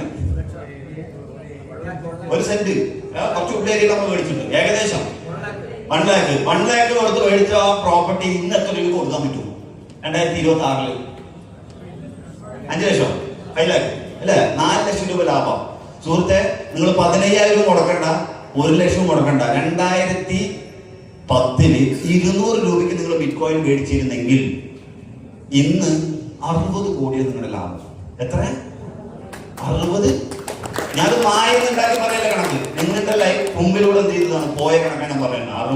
70 ലക്ഷം. 70 ലക്ഷം നില പറഞ്ഞ 70 കോടിയപ്പോ 200 രൂപയ്ക്ക് നിങ്ങൾ മേടിച്ചിട്ടിരുന്നെങ്കിൽ ഇത് നമ്മളുടെ ആരും ഒന്നും പറഞ്ഞില്ല എന്നാണ് ഇപ്പോൾ നമ്മൾ എന്ത് ചെയ്യുന്നത്? റീസൺ പറയണം. ഇനി 60 ലക്ഷം 70 ലക്ഷം കൊടുത്ത് ബിറ്റ് കോയിൻ മേടിക്കാൻ പറ്റുമോ? ഇനി ആകെ നമുക്കുള്ള ഓപ്ഷൻ പറയട്ടെ, എല്ലാവരും ശ്രദ്ധിച്ചോ. നമ്മൾ ഡയറക്റ്റ് കണക്കാൻ പോകണം. ഇപ്പൊ നമ്മുടെ കോയിൻ ഫോഴ്സ് എന്ന് പറയുന്ന പ്രോജക്റ്റ് ഇവരൊരു 10 കോടി കോയിൻ മാർക്കറ്റിലേക്ക് കൊണ്ടുവരുന്നുണ്ട്. കോയിൻ ഫോഴ്സ് എന്ന് പറയുന്ന പ്രോജക്റ്റ് എത്ര കൊണ്ടുവരുന്നുണ്ട്? 10 കോടി കോയിനോളം മാർക്കറ്റിലേക്ക് കൊണ്ടുവരുന്നു. കാണുന്നുണ്ടല്ലോ അല്ലെ? വലുതായിട്ട് എഴുതണമെന്ന് മോളിൽ നിന്ന് ഓർഡർ ഉണ്ട്. ഓക്കെ, 10 കോടി കോയിൻ. ഇതിന്റെ ഏകദേശം 15% അഥവാ 1.5 കോടി കോയിനോളം ആരൊക്കെയാണോ ഈ കോയിൻ ഫോഴ്സിൽ കമ്മ്യൂണിറ്റി ബിൽഡിങ്ങിന് വേണ്ടിയിട്ട് സഹായിക്കുന്നത്, സപ്പോർട്ട് ചെയ്യുന്നത്, അവർക്ക് ഡിസ്ട്രിബ്യൂട്ട് ചെയ്ത് കൊടുക്കുക. ഇതേ ഓപ്ഷൻ ബിറ്റ് കോയിനും ഉണ്ടായിരുന്നു 2008. ലിങ്ക് അയച്ചു കൊടുത്തു കഴിഞ്ഞാൽ ബിറ്റ് കോയിൻ കിട്ടും. ഗെയിം കളിച്ചു കഴിഞ്ഞാൽ ബിറ്റ് കോയിൻ കിട്ടും. മൈൻ ചെയ്ത് കഴിഞ്ഞാൽ ബിറ്റ് കോയിൻ കിട്ടും. എപ്പോ ഉണ്ടായിരുന്നു? 2008 2010 2015 ഇതൊന്നും നമ്മൾ ചെയ്തില്ല അല്ലെ? ഇവിടെ കോയിൻ ഫോഴ്സ് എന്നുള്ള പ്രോജക്റ്റ് നിങ്ങൾ ജസ്റ്റ് പർച്ചേസ് ചെയ്ത് ഇത് ഷെയർ ചെയ്യാൻ തയ്യാറാണെന്നുണ്ടെങ്കിൽ ഇവിടെ നിങ്ങൾക്കും എന്ത് ചെയ്യാം? ഈ കോയിൻ മേടിക്കാം. ബിറ്റ് കോയിൻ എന്തുകൊണ്ട് 40 പൈസയിൽ നിന്ന് 70 ലക്ഷത്തിൽ നിങ്ങൾ ചിന്തിച്ചാ ഇത്രയുള്ള സുഹൃത്തെ? 2008 കുറച്ച് ആൾക്കാർക്ക് ഇതിനെ കുറിച്ച് അറിയുള്ളായിരുന്നു. അവര് മേടിച്ചു. 2010 ആയപ്പോ കുറച്ചുകൂടി ആൾക്കാർ എന്ത് ചെയ്തു? ബിറ്റ് കോയിനെ കുറിച്ച് പഠിച്ചു, ഇത് മേടിച്ചു. അപ്പൊ അതിന് 2 രൂപയായി. പക്ഷെ 2026 ആയപ്പോ ഡൊണാൾഡ് ട്രംപിനെ പോലെ, എലോൺ മസ്കിനെ പോലെ സമ്പന്നന്മാരൊക്കെ എന്ത് ചെയ്തു?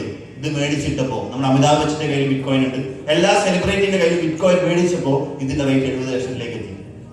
കഴിഞ്ഞ മാസങ്ങൾക്ക് മുമ്പ് 1 കോടിയായിരുന്നു ഒരു ബിറ്റ് കോയിന്റെ വില. ഇവിടെയും സെയിം സ്ട്രാറ്റജിയാണ്. ഈ കോയിൻ മാർക്കറ്റിൽ വരുമ്പോ കസ്റ്റമർ ഉണ്ടെങ്കിൽ അത് വിജയിക്കുകയില്ലേ? നിങ്ങളുടെ നാട്ടില് ഒരു സൂപ്പർ മാർക്കറ്റ് വരികയാണെന്ന് വിചാരിക്കാം. അതിലേക്കുള്ള കസ്റ്റമേഴ്സിനെ ഉണ്ടാക്കിയിട്ടാണ് സൂപ്പർ മാർക്കറ്റ് വരുന്നുണ്ടെങ്കിൽ അത് വിജയിക്കാനുള്ള സാധ്യത ഉണ്ടോ ഇല്ലേ? ഉണ്ട്. അപ്പൊ അങ്ങനെ കസ്റ്റമേഴ്സിനെ ഉണ്ടാക്കിയിട്ട് ഒരു ബിസിനസ് സ്റ്റാർട്ട് ചെയ്ത് ഞാൻ വിജയിക്കുന്നുണ്ടെങ്കിൽ ഇവിടെ 1.5 വർഷമായിട്ട് കോയിൻ ഫോർജ് എന്നുള്ള പ്രോജക്റ്റ് ഉണ്ടാക്കിക്കൊണ്ടിരിക്കുന്നത് കസ്റ്റമേഴ്സിനെയാണ്, കമ്മ്യൂണിറ്റിനെയാണ്. എന്നിട്ടാണ് അവരുടെ ഡിജിറ്റൽ അസറ്റ് ആയിട്ടുള്ള ക്രിപ്റ്റോ കറൻസി, അവരുടെ NFT ഒക്കെ എന്ത് ചെയ്യുന്നത്, കൊടുത്തോണ്ടിരിക്കുന്നത്. സോ ഇവിടെ വിജയിക്കാൻ സാധ്യതയുണ്ടോ? ഇല്ലേ? ഉണ്ട്. സോ അങ്ങനെ വിജയിക്കാൻ സാധ്യതയുള്ള ഒരു ഓപ്പർച്യൂണിറ്റിയുടെ പ്ലാൻ കേൾക്കാനാണ് സുഹൃത്തെ നിങ്ങൾ ഇങ്ങോട്ട് കൊണ്ടുവന്നിരിക്കുന്നത്. ഞാൻ പറഞ്ഞു മനസ്സിലായോ? നെക്സ്റ്റ്, എക്സ്ക്യൂസ് മീ, വീടൊന്നും മാറ്റണമെങ്കിൽ ഫുൾ നെക്സ്റ്റ്. മതി. ഇത് കണ്ടില്ല, ഇത് 2025 മാർച്ചിൽ വന്നൊരു റോഡ് മാപ്പാണ്. ഇത് 2025 വരുമ്പോ ഈ ഫോർജ് റൈസ് എന്ന് പറയുന്ന ഒരു പ്രോഗ്രാം മാത്രമാണ് എന്തുള്ളൂ. ഫോർജ് റൈസ് എന്ന് പറഞ്ഞ ഒരു പ്രോഗ്രാം മാത്രം, ഒരു $1050 പ്രോജക്റ്റ് മാത്രമായിരുന്നു ഇത് കോയിൻ ഫോർജ്. അന്ന് ഞങ്ങൾക്കൊക്കെ എന്താണ് ഫ്യൂച്ചർ ഒക്കെ വരും, റിവോൾവ് വരും, റോയാലിറ്റി തരും, ഇതൊക്കെ തന്നെയായിരുന്നു. ഞങ്ങളിത് ട്രസ്റ്റ് ചെയ്തു. ഇന്ന് നമ്മൾ ഡിസ്കസ് ചെയ്യുമ്പോൾ ഫോർജ് റിവോൾവ് എന്ത് ചെയ്തു, ഏകദേശം $3090 മാർക്കറ്റിൽ വന്നു. അവിടെ മൂന്നാമത് കാണിച്ചിരിക്കുന്ന റോയാലിറ്റി ഇന്ന് 8 മാസമായിട്ട് മാർക്കറ്റിൽ കൊടുത്തുകൊണ്ടിരിക്കുന്നു. 1-ാം തീയതി തന്നെ ഒരു മുടക്കം വന്നിട്ടില്ല. അവരന്നൊരു റോഡ് മാപ്പ് മാത്രം കാണിച്ചെങ്കിൽ ഇന്ന് നമ്മൾ ഡിസ്കസ് ചെയ്യുമ്പോൾ ഇവിടെ 3ഓളം പ്രോജക്റ്റ് മാർക്കറ്റിൽ ലൈവാണ്. 3ഓളം പ്രോജക്റ്റ് മാർക്കറ്റിൽ ലൈവാണ്. സോ ഇവിടെ നമ്മളെ സംബന്ധിച്ചിടത്തോളം നിങ്ങൾക്ക് എന്ത് ചെയ്യാം, ഈ ഫോർജ് റൈസിലൂടെയും ഫോർജ് റിവോൾവിലൂടെയും വരുമാനം മേടിക്കാനുള്ള ഒരു ഓപ്ഷൻ ഇവിടെ ഉണ്ട്. ഞാൻ അതിലേക്ക് കിടക്കട്ടെ. അതിലേക്ക് നിങ്ങൾക്ക് ഒരു ഐഡിയ കിട്ടിയില്ലേ? എന്താണ് മണി ചെയിൻ, എന്താണ് ഡീസെൻട്രലൈസേഷൻ, കാലം എവിടെ എത്തി നിങ്ങൾക്ക് ഐഡിയ കിട്ടിയില്ലേ? ഇതിലൂടെ നിങ്ങൾക്ക് എങ്ങനെ വരുമാനം ഉണ്ടാക്കാൻ പറ്റുമെന്ന് ഞാൻ പറഞ്ഞുതരാം. ഇവിടെ നിങ്ങളുടെ ഒരു 10 ലക്ഷം രൂപയുണ്ട്, അല്ലെങ്കിൽ നിങ്ങളുടെ അവിടെ ഒരു 5 ലക്ഷം രൂപയുണ്ട്. ഈ ബിസിനസ് സ്റ്റാർട്ട് ചെയ്യാൻ പറ്റുമോ എന്ന് വെച്ച് കഴിഞ്ഞാൽ പറ്റില്ല. It's not possible. പിന്നെ ഇത് എങ്ങനെ സ്റ്റാർട്ട് ചെയ്യാൻ പറ്റുമെന്ന് വെച്ച് കഴിഞ്ഞാൽ ഇവിടെ കസ്റ്റമറായിട്ട് നിങ്ങൾക്ക് എന്ത് ചെയ്യാം, കസ്റ്റമറായിട്ട് നിങ്ങൾക്ക് എന്ത് ചെയ്യാൻ പറ്റും, ഇവിടെ ഈ ബിസിനസ്സിൽ അസോസിയേറ്റ് ചെയ്യാൻ പറ്റും. എങ്ങനെയാണെന്ന് വെച്ച് കഴിഞ്ഞാൽ ഇപ്പോ ഫോർജ് റൈസ് ആണ് ആദ്യം വന്നിട്ടുണ്ടെങ്കിൽ ഇന്ന് ഏറ്റവും കൂടുതൽ ഞങ്ങൾ മാർക്കറ്റിൽ പ്രൊമോട്ട് ചെയ്യുന്നത് ഫോർജ് റിവോൾവ് എന്നുള്ള പ്രോഗ്രാമാണ്. ഏതാ? Forge revolve.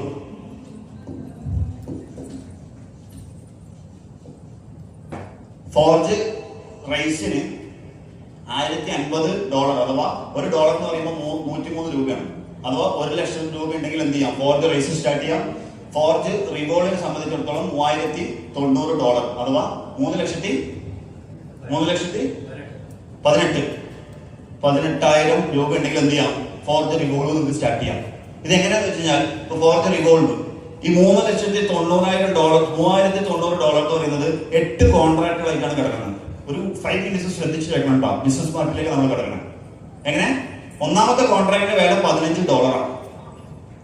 ഡോളർ എന്ന് പറയുന്നത് നമുക്ക് മേടിക്കണ്ട. എന്തുകൊണ്ടാണ് പറയുക? ഡോളർ കൊടുക്കുന്നത് ഇവിടെ INR കൊടുത്തു കഴിഞ്ഞാൽ ഇന്ത്യയിൽ മാത്രം ചെയ്യാൻ പറ്റുള്ളൂ. AED കൊടുത്തു കഴിഞ്ഞാൽ ദുബായിൽ മാത്രം ചെയ്യാൻ പറ്റുള്ളൂ. ദിർഹം കൊടുക്കുകയാണെന്നുണ്ടെങ്കിൽ അതിൻ്റെതായിട്ടുള്ള സ്ഥലത്ത് അത് ചെയ്യാൻ പറ്റുള്ളൂ. പക്ഷേ ഇവിടെ ഡോളർ ആയതുകൊണ്ട് വേൾഡിൽ എവിടെ കാണിച്ചാലും എന്ത് ചെയ്യാൻ പറ്റും, DT എന്ന് പറയാം. USD അല്ല, USDT. വേൾഡിൽ എവിടെ കാണിച്ചാലും, ചൈനയിൽ പോയാലും നിങ്ങൾക്ക് എന്ത് ചെയ്യാം, ഈ സാധനം വിൽക്കാം. അപ്പൊ $15 ഒന്നാമത്തെ കോൺട്രാക്ട്, രണ്ടാമത്തെ $25, മൂന്നാമത്തെ $50, നാലാമത്തെ $100, $200, $400, $800, $1,500. ഇവിടെ ശരിക്കും ഈ കോൺട്രാക്ട് ടോട്ടൽ വാല്യൂ വരുന്നത് എത്രയാണ്? $3,090. $3,090 എന്ന് പറയുമ്പോൾ ഏകദേശം 3,18,000 രൂപ. മമ്മൂട്ടിക്ക് പറഞ്ഞ പോലെ ഈ 3,18,000 രൂപ നിങ്ങൾക്ക് 8 കോൺട്രാക്ട് എടുക്കാൻ പറ്റും. ചിലർ ചിന്തിക്കുന്നുണ്ടാവും, ഇത്രയും പൈസ ഇട്ടിട്ട് ഞാൻ ബിസിനസ് സ്റ്റാർട്ട് ചെയ്യണം അല്ലെ? നിങ്ങൾ ടെൻഷൻ ആവണ്ട. ഇവിടെ ശരിക്കും നമ്മളെ സംബന്ധിച്ചിടത്തോളം 3,18,000 ബിസിനസ് സ്റ്റാർട്ട് ചെയ്യാം. ഇനിയിപ്പോൾ അതില്ലേ, ഒരു 1.5 ലക്ഷം നിങ്ങളുടെ കയ്യിലുള്ളൂ. നിങ്ങൾക്ക് 8-7 കോൺട്രാക്ട് എടുത്തിട്ട് എന്ത് ചെയ്യാം, ഇത് സ്റ്റാർട്ട് ചെയ്യാം. ഇനിയിപ്പോൾ നിങ്ങളുടെ അടുത്ത് ഒരു 80,000 രൂപയുള്ളൂ, നിങ്ങൾക്ക് എന്ത് ചെയ്യാം, 6 കോൺട്രാക്ട് എടുത്ത് ബിസിനസ് സ്റ്റാർട്ട് ചെയ്യാം. ഇനിയിപ്പോൾ അതുമില്ല, ഒരു 40,000 രൂപ സംതിങ് നിങ്ങൾക്ക് ഉള്ളൂ. നിങ്ങൾക്ക് എന്ത് ചെയ്യാം, കസ്റ്റമറിനനുസരിച്ചിട്ട് ആളുടെ എത്രയാണോ അവർക്ക് അഫോർഡബിൾ ആയിട്ടുള്ള എമൗണ്ട് അത് വെച്ച് എന്ത് ചെയ്യാൻ പറ്റും, ബിസിനസ് സ്റ്റാർട്ട് ചെയ്യാൻ പറ്റും. 3 ലക്ഷം ഇട്ട് നിങ്ങൾക്ക് പഠിക്കേണ്ട ആവശ്യമില്ലാന്ന് ഞാൻ പറഞ്ഞു മനസ്സിലായ. ഇനി ഇത് സ്റ്റാർട്ട് ചെയ്ത് കഴിഞ്ഞാൽ ഇപ്പൊ നമ്മുടെ നെഹ്റു സാർ വിളിക്കാം. നെഹ്റു സാറ് ഈ ബിസിനസ് സ്റ്റാർട്ട് ചെയ്യാമെന്ന് വിചാരിക്കാം. സ്റ്റാർട്ട് ചെയ്ത് കഴിഞ്ഞാൽ $3090 കൊടുത്ത് നെഹ്റു സാർ എന്ത് ചെയ്തു? 8 കോൺട്രാക്ട് മേടിച്ചു. നെഹ്റു സാർക്ക് എത്ര ടോക്കൺ കിട്ടും? എത്ര ടോക്കൺ കിട്ടും? ബിസിനസ് ചെയ്യുന്ന ആരും ഇവിടെ 20% ശരിക്കും എന്ത് ചെയ്താ ഇത് നമ്മൾ പർച്ചേസ് ചെയ്ത ഫോർജ് റൈസും ഫോർജ് റിവോൾവും പർച്ചേസ് ചെയ്താൽ നമുക്ക് കിട്ടുന്നത് എത്ര ശതമാനം ടോക്കണാ?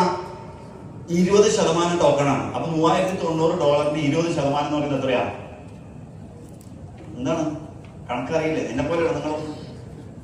ഞാൻ അന്ന് ലീവായിരുന്നു, ഇന്ന് കട്ടടിച്ച് ക്ലാസ്സിൽ കയറിയില്ല. എത്ര? 618 ടോക്കൺ എന്തില്? $3090 മേടിച്ചു കഴിഞ്ഞാൽ അല്ലേ? ആണോ? ഉറപ്പാണോ? എഴുതാൻ പോവാണ്.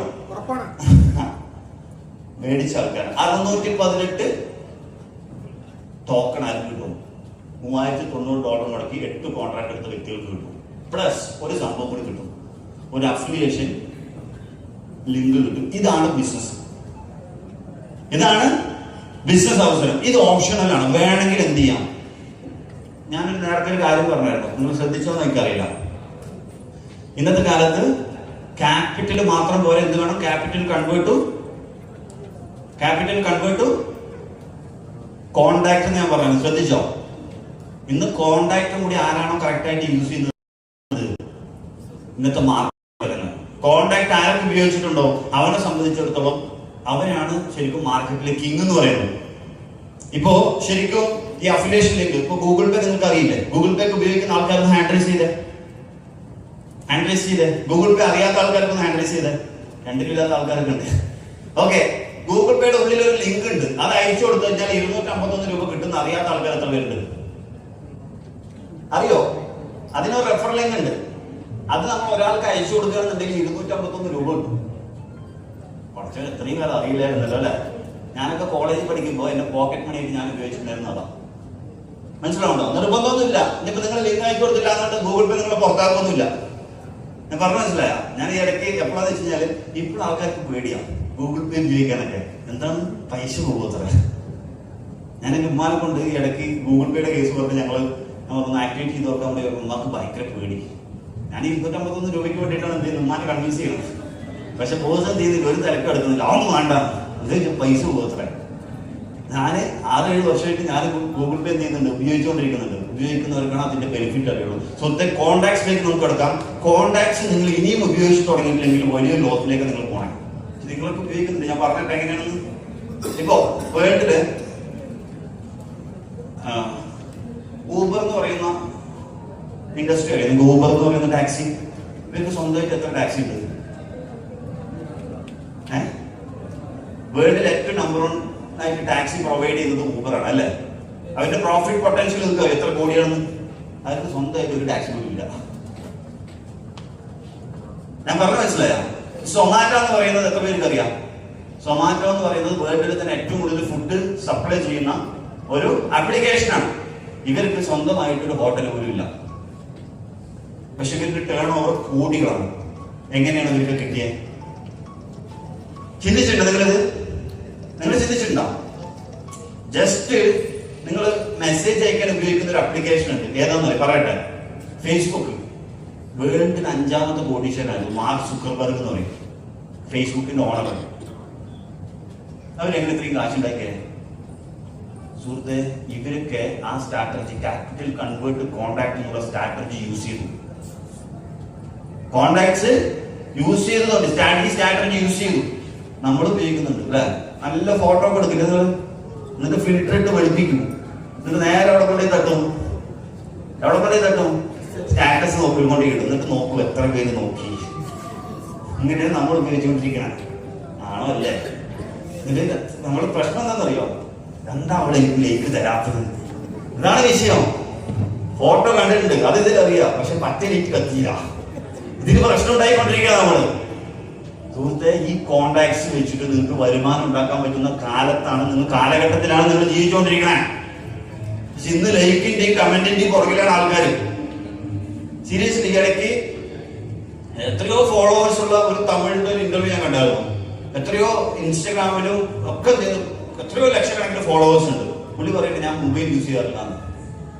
അതിന് ശമ്പളത്തിന് ആളെ വെച്ചിരിക്കുക. അത്ര രാവിലെ മുതൽ ഒരു 5 മണി വരെ ഉപയോഗിക്കുന്ന ആള്, രാത്രി ഉപയോഗിക്കാൻ വേറൊരാള്.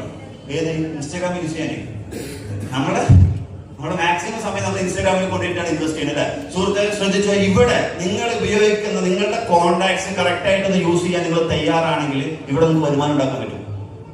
ഇവിടെ നിങ്ങൾക്ക് വരുമാനം ഉണ്ടാക്കാൻ പറ്റും. അതെങ്ങനെ പറഞ്ഞിട്ട് ആരും റെഡി? നല്ലൊരു ക്ലാപ്പ് ചെയ്യും എല്ലാവരും കൂടിയിട്ട്. നല്ല ക്ലാപ്പ് ചെയ്യണം, നിർത്തരുത്. ഓക്കെ, എന്നാ ശ്രദ്ധിച്ചോ. ഈ കോൺട്രാക്ട് ഇപ്പൊ നെഹ്റു സാറിന് എടുക്കാം. നെഹ്റു സാർ 8 കോൺട്രാക്ട് എടുത്തു. നെഹ്റു സാർക്ക് എത്ര കിട്ടി? 618 ടോക്കൺസ് കിട്ടി. നെഹ്റു സാറിന്റെ ഫോണിൽ എത്ര കോൺടാക്ട്സ് ഉണ്ടാവും? ഏകദേശം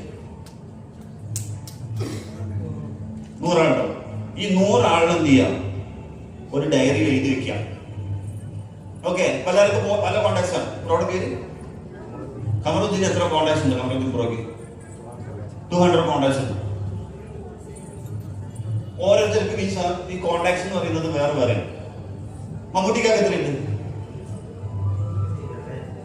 2000. ഞാൻ പറഞ്ഞ മനസ്സിലായ? ഇത് നമ്മുടെ ഫോളോവേഴ്സ് പോലെയാണ്. ഇൻസ്റ്റാഗ്രാമിൽ ചിലർ നമ്മൾ 136, 126 കാണില്ലേ? ചിലരുടെ 20K 50K കോൺടാക്ട്സ് അതുപോലെയാണ്. സുഹൃത്തെ, ഈ കോൺടാക്ട്സ് ഇപ്പൊ നെഹ്റു സാർ ആകെ ചെയ്യേണ്ടതെന്ന് വെച്ച് കഴിഞ്ഞാൽ ഈ 100 കോൺടാക്ട്സ് ഇല്ലേ, ഈ 100 കോൺടാക്ട്സ് ഒരു ഡയറിയിൽ എഴുതി വെക്കുക. ഡയറിയിൽ എഴുതി വെച്ചിട്ട് ഒരാളെ കൊണ്ട് എന്ത് ചെയ്തത് ഈ ബിസിനസിനെ കുറിച്ച് പറയുന്നത്. നെഹ്റു സാർ ബിസിനസ് സ്റ്റാർട്ട് ചെയ്ത് കഴിഞ്ഞാൽ ഫസ്റ്റ് ചെയ്യേണ്ട കാര്യം എന്താ? മിണ്ടരുത്. മനസ്സിലായ? ഈ 100 പേരുടെ ലിസ്റ്റ് എന്ത് ചെയ്യുക? ഫിൽട്ടർ ചെയ്തിട്ട് ഒരു 50 പേരുടെ ലിസ്റ്റ് ആക്കിയിട്ട് എന്ത് ചെയ്യുക? ഒരു ഡയറിയിലാക്കുക. അതിന്റെ ഭാര്യനെയും അമ്മനും ഒക്കെ മാറ്റി നിർത്തിയിട്ട് ഫിൽട്ടർ ചെയ്തിട്ട് 50 പേരുടെ ലിസ്റ്റ് എടുക്കുക. ഈ ബിസിനസ് ചെയ്യേണ്ട രീതി ഞാൻ പറഞ്ഞില്ല. എന്നിട്ട് ഈ 50 പേരുടെ അടുത്ത് നെഹ്റു സാർ ആകെ ചെയ്യേണ്ടത് അപ്പോയിന്റ്മെന്റ് എടുക്കുക എന്നുള്ളതാണ്. എന്തെടുക്കുക? അപ്പോയിന്റ്മെന്റ് എടുക്കുക. സാർ എപ്പോഴും ഒന്ന് ഫ്രീ ആവുക, എനിക്കൊന്ന് സീരിയസ് ആയിട്ടൊന്ന് കാണണം, സീരിയസ് ആയിട്ടുള്ള മാറ്ററെ കുറിച്ച് ഡിസ്കസ് ചെയ്യാനുണ്ട്. അപ്പൊ ആള് പറയുന്നത് ഫോണിൽ കൂടെ പറഞ്ഞോന്ന് പറ്റില്ല, കുറച്ച് സീരിയസ് ആണ്, ഇമ്പോർട്ടന്റ് ആയിട്ടുള്ള മാറ്ററാണ്, ഇന്ന് ഞാൻ ഫ്രീ ആയില്ല. കുഴപ്പമില്ല, എപ്പോഴാണ് ഫ്രീ അപ്പൊ പറഞ്ഞാൽ മതി, ഇത്രയാണ് ഡ്യൂട്ടി ഉള്ളൂ. ഇങ്ങനെ അപ്പോയിന്റ്മെന്റ് എടുത്തു കഴിഞ്ഞാൽ ഈ 50 പേര് അപ്പോയിന്റ്മെന്റ് തരാതിരിക്കും, കിട്ടില്ലേ? എന്നിട്ട് ഈ പ്ലാൻ കൊടുക്കേണ്ടത് ആരാന്ന് അറിയോ? ഞങ്ങളുടെ നാട്ടിലൊക്കെ പറയും കുറച്ച് ഇതിനെ കുറിച്ച് വെറും വെള്ളിയാഴ്ചക്കുള്ള ആളെന്ന് പറയും. വിവരവും വെള്ളിയാഴ്ചക്കുള്ള ഐ മീൻ ഈ പ്രോജക്ട് സീരിയസ് ആയിട്ട് ഒരാൾക്ക് കൊടുക്കേണ്ടത് ആരാണെന്ന് ചോദിച്ചു കഴിഞ്ഞാൽ ഇതിനെ കുറിച്ച് വ്യക്തമായിട്ട് അറിയുന്ന ഒരാൾ. ഇത് മണീഷ്യൻ അല്ലേന്ന് ചോദിച്ചു കഴിഞ്ഞാൽ അല്ലാന്ന് പറഞ്ഞു കൊടുക്കാൻ പറ്റുന്ന ഒരാൾ. ഞാൻ പറഞ്ഞ മനസ്സിലായോ? നിങ്ങൾക്ക് എന്ത് ചെയ്യാം? നെഹ്റു സാർക്ക് വേണമെങ്കിൽ റഫീഖാൻ ഉപയോഗിക്കാം, അല്ലെങ്കിൽ മമ്മൂട്ടിക്കാൻ ഉപയോഗിക്കാം, അല്ലെങ്കിൽ നമ്മുടെ സൈജ ടീച്ചർ ഉപയോഗിക്കാം, ആരും ആൾക്കാരെ യൂസ് ചെയ്യാം. അപ്പോയിന്റ്മെന്റ് എടുത്ത് ഈ 50 പേർക്ക് പ്ലാൻ കൊടുക്കുകയാണെന്നുണ്ടെങ്കിൽ ഇതിലൊരു 5 പേര് നെഹ്റു സാറിന്റെ കൂടെ നിൽക്കില്ലേ? ഈ പറഞ്ഞ ചോദ്യത്തിന് ക്യാൻസർ കൊടുക്കുകയാണെങ്കിൽ നിൽക്കില്ലേ? നിൽക്കൂ. അതില് ഒന്നാമത്തെ ഒരാളാണ് ഇക്കാര്യം പേരാണ് കമറുദ്ദീൻ. അപ്പൊ കമറൊക്ക എന്ത് ചെയ്തു? ഒരു $3090 കൊടുത്തിട്ട് ആരുടെ കൂടെ നിന്നു? ഞങ്ങളിൽ ഒരാളാണ് ആര് കമറക്കാന്ന് വിചാരിക്കാം. പുള്ളി സ്റ്റാർട്ട് ചെയ്തതോട് കൂടിയിട്ട് 1236 ടോക്കൺ കൂടി ആർക്ക് കിട്ടും? ഈ അഫിലിയേഷൻ ലിങ്ക് ഉപയോഗിച്ചാലുള്ള ബെനിഫിറ്റ് അറിയോ? 20% ജോയിൻ ചെയ്യുമ്പോലെ. പക്ഷെ ഇത് ഒരാൾക്ക് കൊടുക്കുകയാണെന്നുണ്ടെങ്കിൽ 40% കിട്ടും. ഞാൻ പറഞ്ഞ മനസ്സിലായ? 20% നമ്മൾ ജോയിൻ ചെയ്യുന്ന പോകുന്നുണ്ടെങ്കിൽ ഇത് ഒരാൾക്ക് കൊടുക്കുകയാണെന്നുണ്ടെങ്കിൽ 40%. ആ 40% എത്ര? 1236. ജസ്റ്റ് കമറൊക്കെ വന്നപ്പോ കഴിഞ്ഞോ? ഇല്ല. പ്ലസ് ഒരു 2 ലക്ഷം രൂപയും കൂടി ആർക്ക് കിട്ടും? നെഹ്റു സാർക്ക് കിട്ടും. രണ്ടാമത്തെ ഒരാൾ ഇതേപോലെ സ്റ്റാർട്ട് ചെയ്യാൻ വിചാരിക്കാം. അപ്പോഴും 1236 ടോക്കണും കിട്ടും, 2 ലക്ഷം രൂപയും കിട്ടും. നെഹ്റു സാർ എത്ര രൂപയ്ക്ക് ബിസിനസ് സ്റ്റാർട്ട് ചെയ്തത്? എത്രയ്ക്കാണ് സ്റ്റാർട്ട് ചെയ്തത്? പറയും.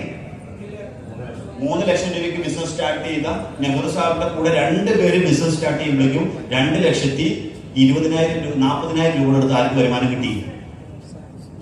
2,20,000 രൂപ എടുത്ത് ആർക്ക് വരുമാനം കിട്ടി? നെഹ്റു സാർക്ക് വരുമാനം കിട്ടി. പ്ലസ് 4 ലക്ഷം. ക്ഷമിക്കും, നിങ്ങളിവിടെ ഉണ്ടോ ഇല്ല ഞാൻ ചെക്ക് ചെയ്ത ആയിക്കോട്ടെ. 4 ലക്ഷം രൂപ വരുമാനം കിട്ടി, 2000 സംതിങ് ടോക്കണും കിട്ടി. ഞാൻ പറഞ്ഞ മനസ്സിലായോ?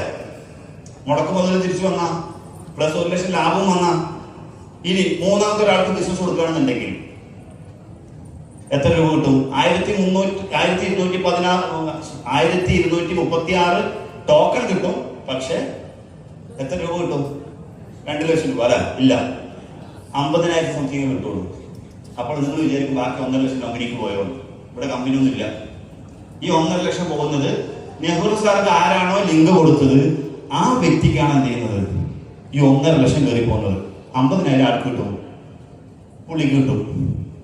നാലാമത്തെ ഒരാൾക്ക് ബിസിനസ് സ്റ്റാർട്ട് ചെയ്തു, അപ്പോഴും 1236 ടോക്കണും കിട്ടി, 2 ലക്ഷം രൂപയും കിട്ടി. 2 ലക്ഷത്തി സംതിങ് ആണ് ഞാൻ അപ്രോക്സിമേറ്റ് പറയുന്നത്.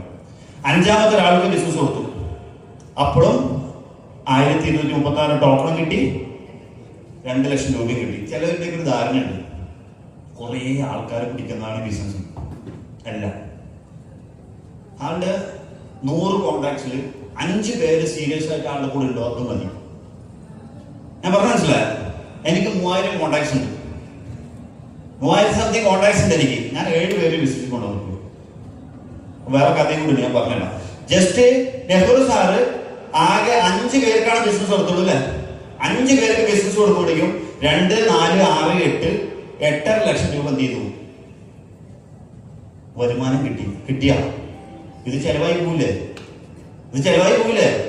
ഇവിടെ നോക്കിക്കോ, ഡിജിറ്റൽ അസറ്റ് ആയിട്ട് കിട്ടിയ ടോക്കൺ 1, 2, 3, 4, 5, 6 6500 ടോക്കൺ കൂടി ആർക്ക് കിട്ടിയിട്ടുണ്ട്? 8.5 ലക്ഷം രൂപ കിട്ടിയതുപോലെ 6500 സംതിങ് ടോക്കൺ ആർക്ക് കിട്ടിയിട്ടുണ്ട്?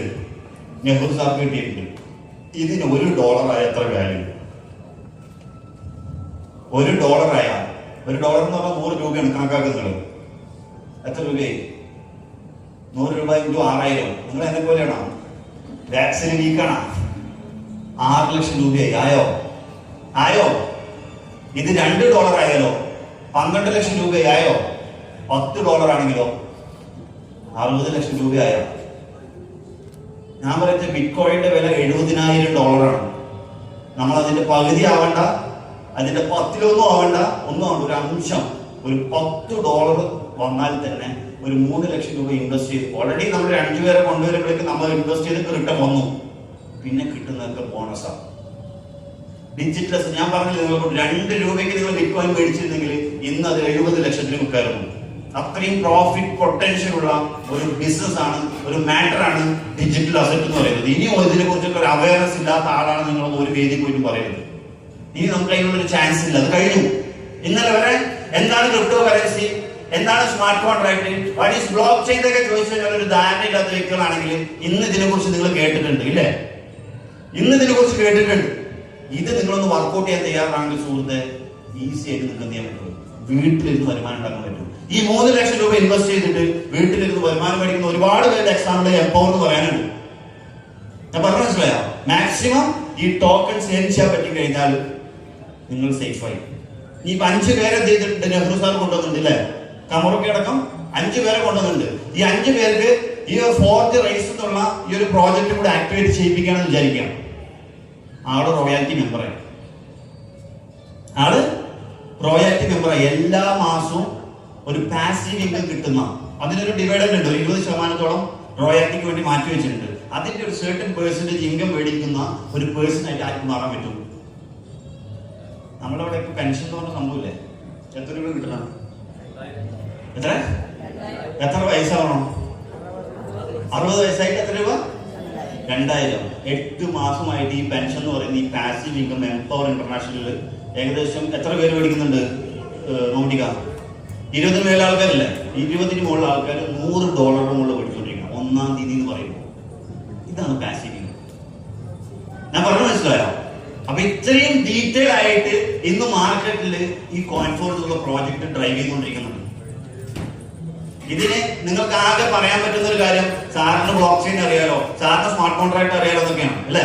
പക്ഷെ സുഹൃത്തെ, നിങ്ങൾ ഒന്നും അറിയാതെ ഇതിന്റെ പൊട്ടൻഷ്യൽ കൂടി മനസ്സിലാക്കാതെ വരുന്ന വ്യക്തികളാണെങ്കിലും നിങ്ങൾക്ക് വേണ്ടിയിട്ട് സംസാരിക്കാൻ ഇവിടെ എംപവർ ഇന്റർനാഷണൽ എന്ന് പറയുന്ന ഒരു സ്ട്രോങ് സിസ്റ്റം നിങ്ങളുടെ പുറകിലുണ്ട്.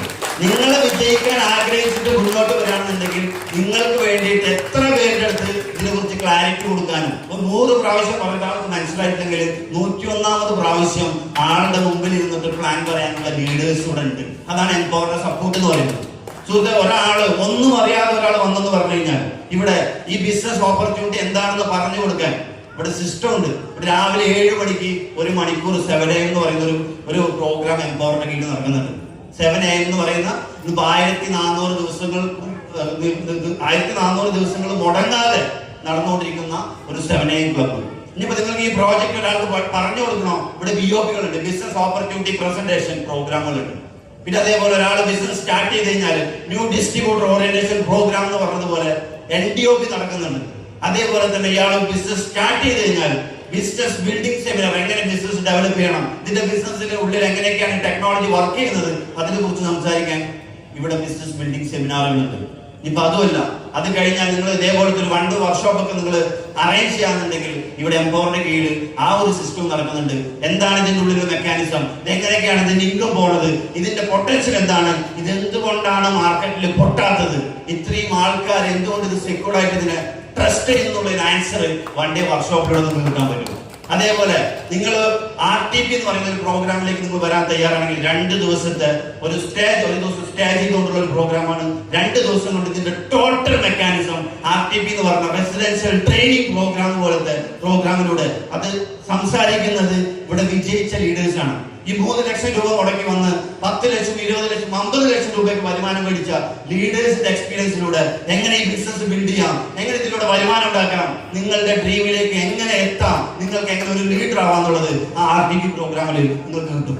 നിങ്ങൾ സ്ട്രോങ് ആയിട്ട് ഡിസിഷൻ എടുത്ത് കൂടെ വന്ന കുറച്ച് ആൾക്കാർ നിങ്ങളുടെ കൂടെ ഉണ്ടെങ്കിൽ നിങ്ങൾ ലീഡർ എന്നുള്ള കാറ്റഗറിയിലേക്ക് പോയി. ആ ലീഡർ എന്നുള്ള കാറ്റഗറിയിലേക്ക് വന്നു കഴിഞ്ഞാൽ അവരെ എങ്ങനെ മെയിൻറ്റെയിൻ ചെയ്യണം, അവർക്ക് എന്തൊക്കെ സർവീസ് കൊടുക്കണം എന്ന് പറയാൻ വേണ്ടിയിട്ട് ലീഡേഴ്സ് ട്രെയിനിങ് പ്രോഗ്രാം ഇവിടെ എംപവർ നടക്കുന്നുണ്ട്. LTP എന്ന് പറയും. അത് നിങ്ങൾക്ക് എന്ത് ചെയ്യാം, ഈ എംപവറിന്റെ കൂടെ അതും അറ്റൻഡ് ചെയ്യാം. എന്നിട്ട് സിസ്റ്റമാറ്റിക് ആയിട്ട് റൺ ചെയ്യുന്ന ഒരു ഓർഗനൈസേഷന്റെ ഭാഗമാണ് നിങ്ങൾ ബിസിനസ് ചെയ്യുന്നുള്ളൊരു ഏത് ഒരു വ്യക്തിയുടെ ഫ്രണ്ടിലേക്ക് പോയിട്ട് പറയാൻ പറ്റുന്ന രീതിയിൽ നിങ്ങൾക്ക് എന്ത് ചെയ്യാൻ പറ്റും, ഇവിടെ ബിസിനസ് ചെയ്യാൻ പറ്റും. അതിനുള്ള ഒരു അവസരം ഇവിടെ എന്ത് ചെയ്യുന്നുണ്ട്, എംപവർ നിങ്ങൾക്ക് ഒരുക്കി തരുന്നുണ്ട്. ഇതാണ് ഞങ്ങളുടെ ഗ്യാരണ്ടി. ഇതാണ് ഒരാൾ ഒന്നും അറിയാത്ത ഒരാൾ ബിസിനസ് സ്റ്റാർട്ട് ചെയ്ത് കഴിഞ്ഞാൽ ഇത്രയും ഡീറ്റെയിൽ ആയിട്ടുള്ള ഒരു കോർപ്പറേറ്റ് മോഡലിലേക്കൊക്കെ നിങ്ങൾ ചിന്തിക്കുകയാണെന്നുണ്ടെങ്കിൽ അവിടെ എന്തൊക്കെ നിങ്ങൾക്ക് കിട്ടുമോ അതിന്റെയൊക്കെ പീക്ക് ലെവലിൽ നിങ്ങൾക്ക് ഇവിടെ എന്ത് ചെയ്യാൻ പറ്റും, ഏൺ ചെയ്യാൻ പറ്റുന്ന ഒരു ബ്യൂട്ടിഫുൾ ആയിട്ടുള്ള സിസ്റ്റം. സുഹൃത്ത്, രാവിലെ 7 മണിക്ക് പ്രോഗ്രാം തികച്ചും നിങ്ങൾക്ക് സൗജന്യമാണ്. രാവിലെ ആ ഒരു ലിങ്കിൽ മാത്രം ഒന്ന് എന്ത് ചെയ്താൽ മതി, നിങ്ങൾക്ക് കയറിയാൽ മതി. നിങ്ങൾക്ക് ഒരുപാട് നോളജ് ചെയ്യാൻ പറ്റും, അവിടെ നിന്ന് കിട്ടാൻ പറ്റും. വീട്ടിന്റെ ഉള്ളിൽ ഇരുന്നിട്ട് ഒരുപാട് വീട്ടമ്മമാര്, പക്ഷെ IT ടീച്ചർ എന്ന് പറയുമ്പോൾ നിങ്ങൾ ഇവിടെ അല്ലെ ഇവിടെ വന്നപ്പോൾ നിങ്ങൾ അവരുടെ ഔട്ട്ഫിറ്റ് ഒക്കെ ശ്രദ്ധിച്ചിട്ടുണ്ടാവും. പക്ഷെ ഒരു ട്രെയിനിങ് പ്രോഗ്രാമിൽ ടീച്ചറിന്റെ പഴയ ലുക്കും ഇപ്പോഴത്തെ ലുക്കും ഒക്കെ ഒന്ന് സ്ക്രീനിൽ ഇട്ടിട്ടുണ്ടായിരുന്നു. പണ്ട് ഒരു ടീച്ചറായിട്ട് ഒരു നാടൻ ടീച്ചറായിട്ട് നിന്ന ആ ഒരു ടീച്ചർക്ക് ഈ ഒരു ട്രാൻസ്ഫോർമേഷൻ പോസിബിൾ ആയിട്ടുണ്ടെങ്കിൽ സുഹൃത്തുക്കളെ നിങ്ങൾക്കും പറ്റും. നമ്മൾക്ക് പറ്റാത്തതായിട്ടൊന്നുമില്ല. നമ്മളെ പല ആൾക്കാരും നമ്മൾ എന്ത് ചെയ്തിട്ടുണ്ട്, നമ്മളെ താഴ്ത്തി കെട്ടിയിട്ടുണ്ട്. നിന്നെ കൊണ്ടൊന്നും പറ്റില്ലടാ, നിന്നെ കൊണ്ട് ഇത്രയൊക്കെ തന്നെ പറ്റുള്ളൂ എന്നുള്ള രീതിയിലൊക്കെ കുറെ ആൾക്കാർ ജഡ്ജ് ചെയ്ത് വെച്ചിട്ടുണ്ട്. സുഹൃത്തുക്കളെ, അതിലേക്കൊന്നും എന്ത് ചെയ്യരുത്. നിങ്ങൾക്ക് മോട്ടിവേഷന് വേണ്ടി പറയുന്നതല്ല, ഒരാൾക്ക് നിങ്ങൾ പിടികൊടുക്കരുത്. നിങ്ങളൊരു സ്ട്രോങ് ഡിസിഷൻ എടുത്ത് വരികയാണെന്നുണ്ടെങ്കിൽ ഡെഫിനറ്റ്ലി നിങ്ങൾക്കും അച്ചീവ് ചെയ്യാൻ പറ്റും. സോ അതിനനുസരിച്ചുള്ള ഒരു പ്ലാറ്റ്ഫോമിലാണ് നിങ്ങൾ നിൽക്കുന്നത് മാത്രമേ എനിക്ക് ഓർമ്മപ്പെടുത്താനുള്ളൂ. ഈ ഒരു പ്രോഗ്രാമിൽ എല്ലാ പ്രോഗ്രാമിലും ഞാൻ പറഞ്ഞു നിർത്തുന്ന ഒരു വാക്കുണ്ട്, അത് മാത്രം പറഞ്ഞുകൊണ്ട് ഞാൻ എന്റെ സെഷൻ വൈകിട്ട് ബിസിയാണ്. നമ്മളുടെ ഇന്നലകളാണെങ്കിൽ നമ്മളുടെ നാളകൾ ഇന്ന് തന്നെയായിരിക്കും എന്നുള്ളൊരു ചൊല്ലുണ്ട്. ഇന്നലെ വരെ ചിന്തിച്ച ചിന്തകളും ഇന്നലെ വരെ പ്രവർത്തിച്ച പ്രവർത്തികളുമാണ് നിങ്ങൾ നാളെ ചെയ്യാൻ വേണ്ടി പോകുന്നുണ്ടെങ്കിൽ ഒരു മാറ്റവും സുഹൃത്തുക്കൾ ഉണ്ടാകുന്നില്ല. നല്ലൊരു നാളെ നിങ്ങൾക്ക് ആഗ്രഹമെങ്കിൽ, നല്ലൊരു നാളെ നിങ്ങൾ ആഗ്രഹിക്കുന്നെങ്കിൽ ഇന്നലെ വരെ ചിന്തിച്ച ചിന്തകളും ഇന്നലെ വരെ പ്രവർത്തിച്ച പ്രവർത്തികളിലും നിങ്ങൾ മാറ്റം കൊണ്ടുവരാൻ തയ്യാറാക്കുക. സോ എല്ലാവർക്കും നല്ലൊരു നാളെ ഉണ്ടാവട്ടെ എന്ന് മാത്രം വിഷ് ചെയ്തുകൊണ്ട് തൽക്കാലം ഞാൻ ഈ ഒരു സെഷൻ വൈകിട്ട് wish you all the best, wish you all the success. Thank you so much.